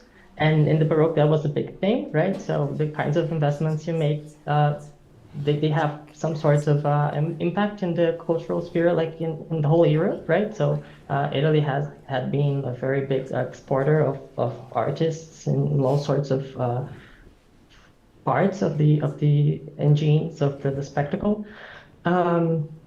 So we can definitely see that some countries nowadays in the Eurovision, through this division that exists with the Big Four and Big Five, and also like with the money invested in certain acts in the West, they have more means to make it more impressive, thus making better results in the end, and also having more influence overall in the contest, right? But I can't really point out a specific kind of trend that is kept in the same. I can see like certain ways of functioning that are functioning in a different way, but with the same kinds of intent, but maybe not in the way you're pointing out. But that would require more investigation, actually. I would love to do that. Thank you. All right, I got a question for Stephen. So I know nothing about K-pop, I'm just going to put it out there. But what I do know is that people were describing this act that took part in Melody Festival in Sweden this year as K-pop. I think she was the same artist that won American Song Contest, so you probably know her name. But Alexa, there you go. Thank you. And it flopped, like at least in Sweden, it didn't do well at all. So I'm kind of wondering, with that in mind, with the fact that Eurovision is generally a competition for solo artists, at least who win, it's usually an individual. How translatable do you think K-pop will be? Like, how accepted do you think? What's its potential at Eurovision, I guess? Well, some of the songs in K-pop can be solo. I mean, obviously the BTS is a big group, but it can be a solo. Like some of the BTS member can be like perform as a solo. I mean, some of the idols do go into like say Britain's Got Talent or the American Idols. They will all go into the almost the final, but they don't win. So, sorry, what was the question? I didn't get the question. I guess it's I guess it's how translatable K-pop could be into Eurovision, or are we just not ready for that in our event now, so to speak? Well, it can potentially be transferable, but this is something we wouldn't be able to know until the South Korea competes at the Eurovision Asia this year, perhaps. So I would like to ask this question because coming from Germany, we have the problem that famous artists don't like to participate in Eurovision because they fear that they can lose more than win because they don't really feel the pride to represent their country. How is the situation in Korea? Would it be an honor for BTS to participate, or would they rather fear that they could ruin their career with the participation? You know, that's a very good question. You probably know that BTS has performed at like the major awards such as the Grammy and a lot of things. I think it's a really cool idea. I don't think the BTS were going to refuse to participate at either the European or the Asia Eurovision in Thailand, for instance. It's a really cool idea, and I would imagine they will accept it. But it's going to be very difficult because BTS has its own tour schedule, and it's very hard to perhaps to squeeze them into the Eurovision. But who knows? I mean, they have the challenge and the motivations, and their English skills is excellent, and also the fact that they have like a huge pride, and they can like perhaps. Because I think the BTS is so famous, and they will be very happy to come and to show their the choreography skills, dance skills to the Eurovision people, the Eurovision who competes for it, and maybe I think that they could learn from the BTS how they can learn from that, and they could improve for the future performances, the future tours of their own, and maybe the BTS can also learn from the Eurovision. Yeah, so this is a wonderful, climax of this science because we all can learn from each other in this environment in Eurovision, and I think the biggest thing that we can learn from each other is tolerance, especially in these days. I think this should be kind of a new motto for Eurovision. So thank you for all the participants. And also, I think put that in together as kind of like the word united, right? So yeah. To put it in the program. Thank you, everyone, for being with us. So, of course, the voting lines are still open, and I asked everyone to vote for their favorite entry because we have a tie at the moment. And we only have one first prize. So please don't put us in the Madrid situation of 1969. So for the winner of this Eurovision Science Slam, we have this wonderful book, and we will learn a little bit more about the book in the book presentation after the Science Slam. But now let's have a short voting break. The lines are still open until 12:40 Central European Time. So 10 minutes to go. Vote for your favorite entry, for your favorite entries, because you have 2 votes. And then let's see who is the winner of the 2026 Eurovision's Science Slam. See you in a few minutes.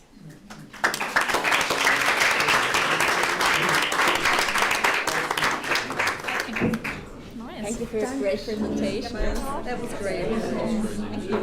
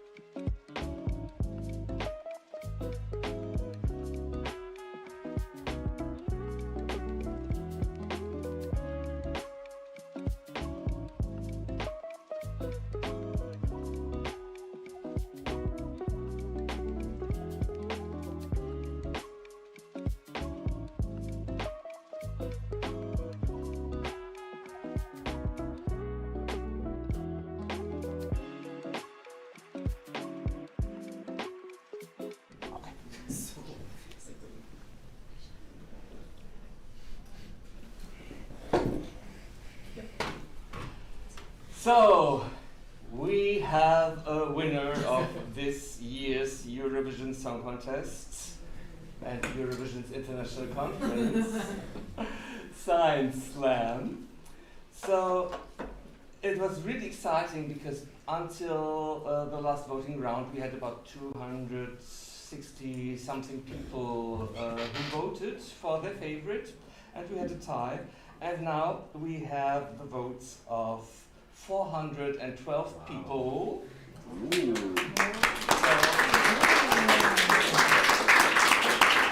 thanks to all and everyone who are watching us online and are following the Eurovision's International Conference. We have 437 replies. That means that not everyone was taking the chance of voting for two presentations, which is also interesting maybe in research, in the research environment, how much people are taking advantage of their possibility to vote for various entries. And the winner with 144 votes is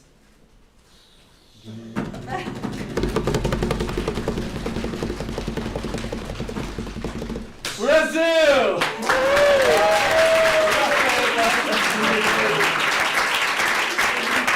Congratulations! Raphael, you won this wonderful book that you will learn about a little bit more in the forthcoming session.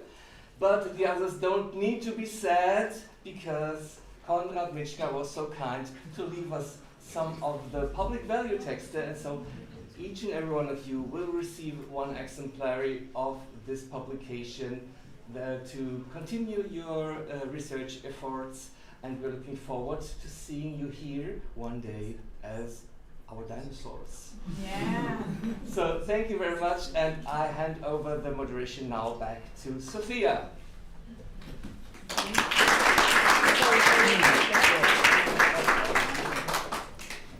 Yeah, thank you. Thank you so much. I would say while we are checking if Oscar is there in the other side of the world, as Raphael. So I would say that I'm very happy to be here, not only because it's the 9th edition of the Eurovision's conference, but because I see a room full of people in very different stages of their careers. So it's very nice to see younger generations taking care of Eurovision research, but at the same time people that we read in the books. So I know the feeling when we meet people that we were just reading and imagining how they are. So I'm very happy to see this in this room. And I want to share that a dear colleague, Johan, oh my God, the paper is now not in the good shape. Johan is sharing a QR code for his survey for very interesting research. So you can find in the room the QR code. So we are very happy as well to have you here and to help on this work. So, okay, very nice. So to close the day one, we are pleased to present a new publication that reflects the continuing growth and breadth of the Eurovision studies. Please welcome Jack Shepherd here once more. I don't know if you and online, Oscar Vorobjovas Pinta, I practiced the name, who will present the volume Tourism, Events and Leisure Perspectives on the Eurovision Song Contest, edited by Oscar and Jack. So this publication is a strong example of how Eurovision research is continuing to expand into new disciplinary conversations. So, and thank you for bringing a book to our Science Slam winner. And the stage is yours and the microphone as well. So thank you so much. Thank you. But I think I'll hand the floor to Oscar directly, actually, because he's the the brainchild behind this book in the first place. I think it only feels right that he kicks us off. Amazing. Thank you so much, and it's great to be here with you. And yeah, good evening from Australia. This is Australia calling. I always wanted to say those words at some point in my life. Hopefully I'll get an invitation from SBS one day as well. Thank you, Jack, and thank you everyone for attending. I hope you can see the slides there, which will be pictures, basically. But basically the impetus for this book stemmed from both of our personal kind of interest in fandom of Eurovision, and the recognition that despite Eurovision's global scale and influence, Eurovision kind of remains relatively unexplored within tourism, events and leisure scholarship, which is not to say, obviously, that there's no research on Eurovision. I think this conference is a perfect example that there's a lot of great research going on. But Jack and I basically identified this gap in academic literature where Eurovision has been widely studied in terms of, for example, politics and culture and musicology, but far less for its role as mega event shaping travel destinations and leisure experiences. And it was really coincidence of many things coming together. I had this idea to write a book for quite a while. Jack and I have known each other for quite a few years as well, and we share that passion for Eurovision. And at the same time, the publisher that I used to work before, which is Channel View Publications, we attended one of the conferences together and just had a chat and thought, why not to have a book on Eurovision, because obviously Eurovision's ability to attract large audiences, generate tourism flows, and they tend to transform host cities and also provide kind of rich case for understanding event impacts. And so on. We really wanted to focus on tourism events and leisure, and see how this kind of interdisciplinary nature of the context is reflected within Eurovision, how it intersects with identity, cultural exchange, and economic development and fan experiences. As well. So basically, we divided the book into 3 distinct parts: Eurovision tourism and event impacts, event personalities and fandoms, and the power and politics of events. I guess we cannot run away from politics.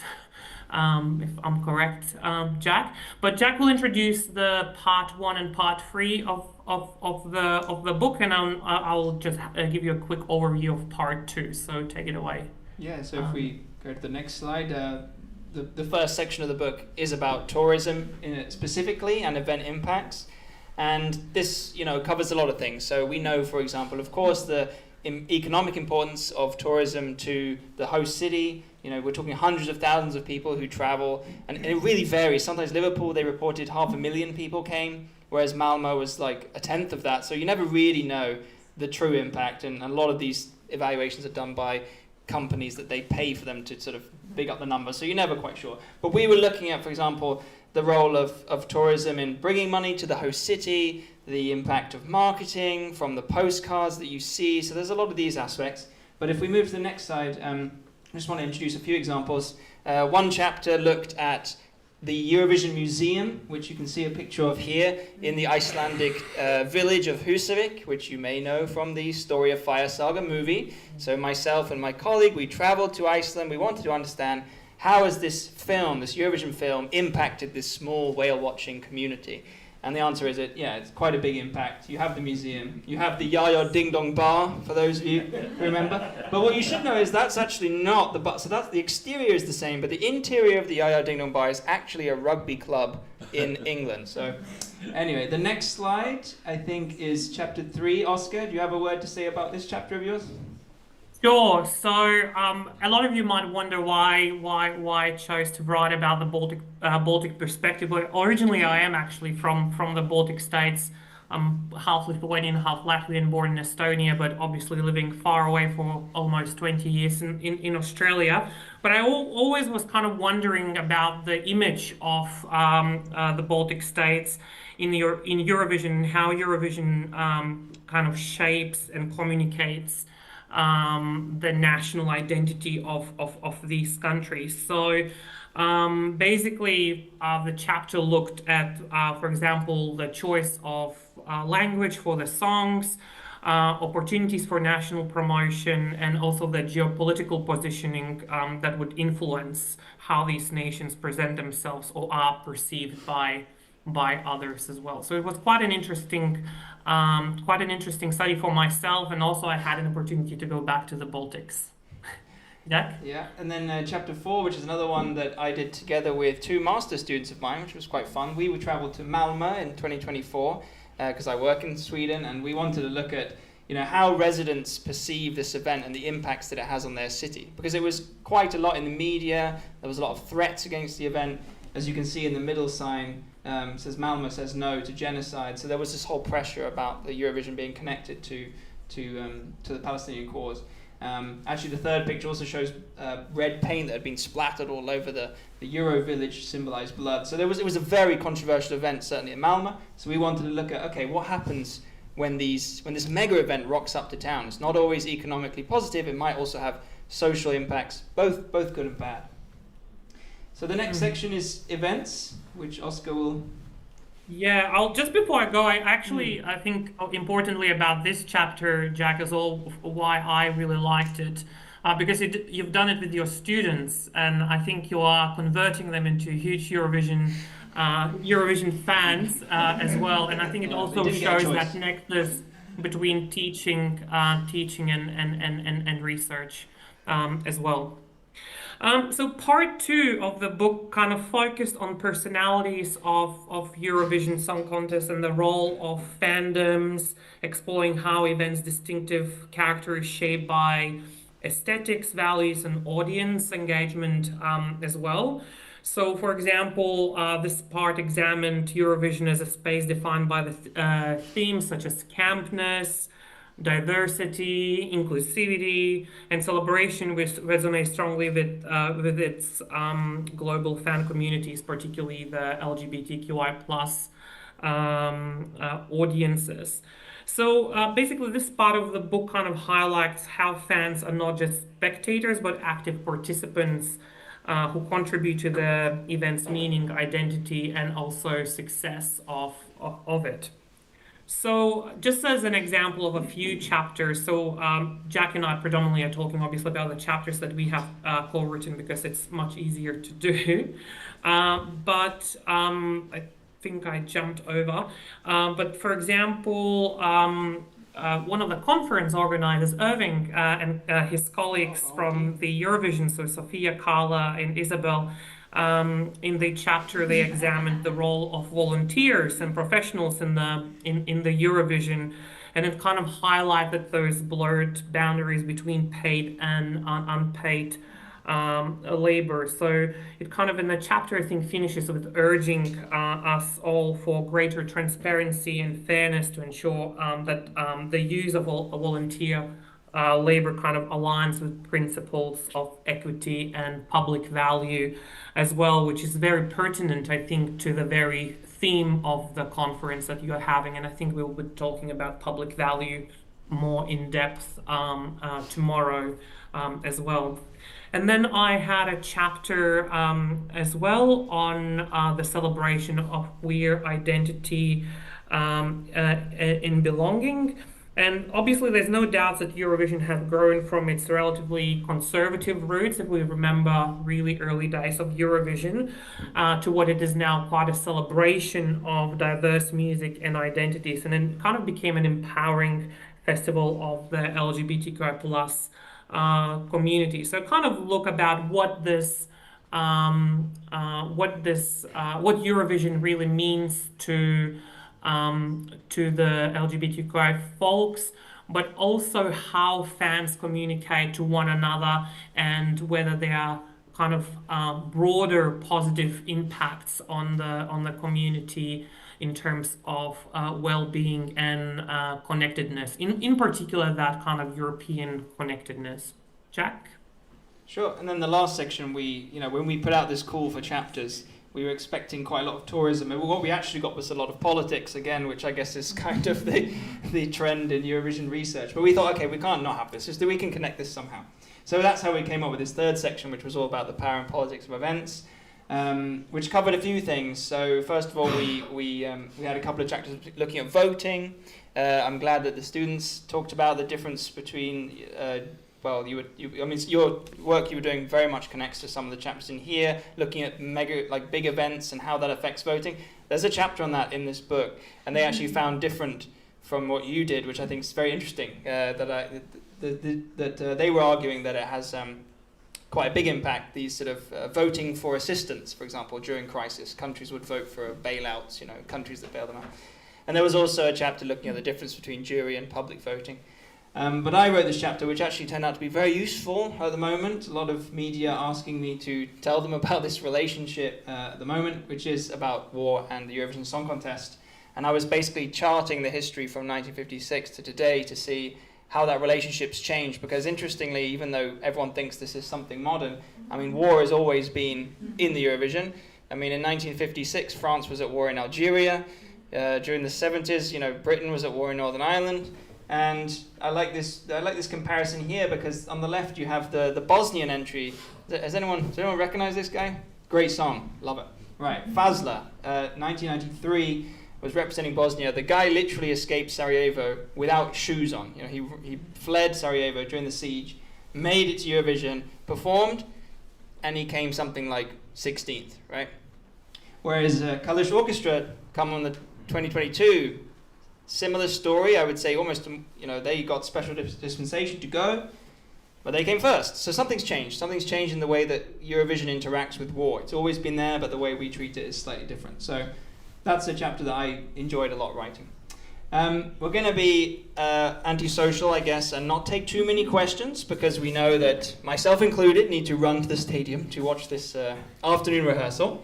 But what I can say is that we do have discount vouchers here for everyone. I couldn't bring a sack full of books, and they're quite expensive physically. So we provide the 40% discount codes here. So if anyone is interested, you can just take one here.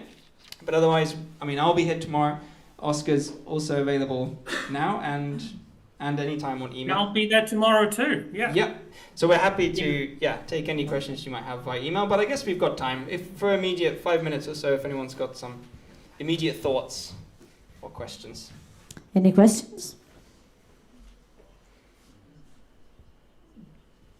Apparently not. Oh, yes.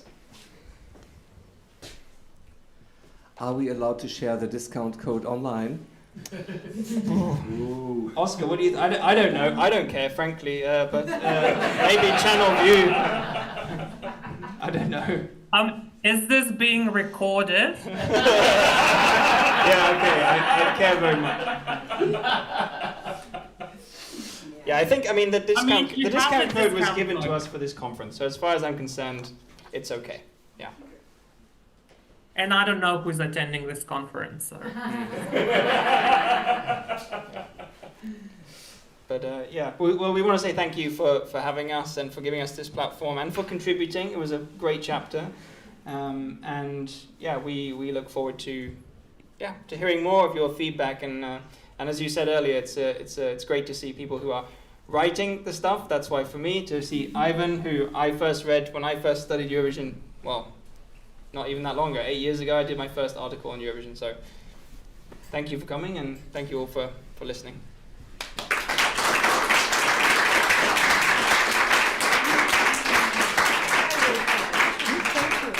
So, thank you so much, Jack and Oscar, somewhere in the cloud. So, what a wonderful way to close our first day. So this morning opened with a very interesting talk about public value, and I think during all the morning we had several ways to look into public value. So with no further delay, because I know that everyone have to run, I say that we will be tomorrow here in the same place, and there online in the same place as well at the same hour. So thank you for coming, thank you for being online, thank you for participating as well, and for engaging and voting, because it's about engagement as well. So have a nice evening, have a nice first Eurovision semi-final, and see you tomorrow. Thank you.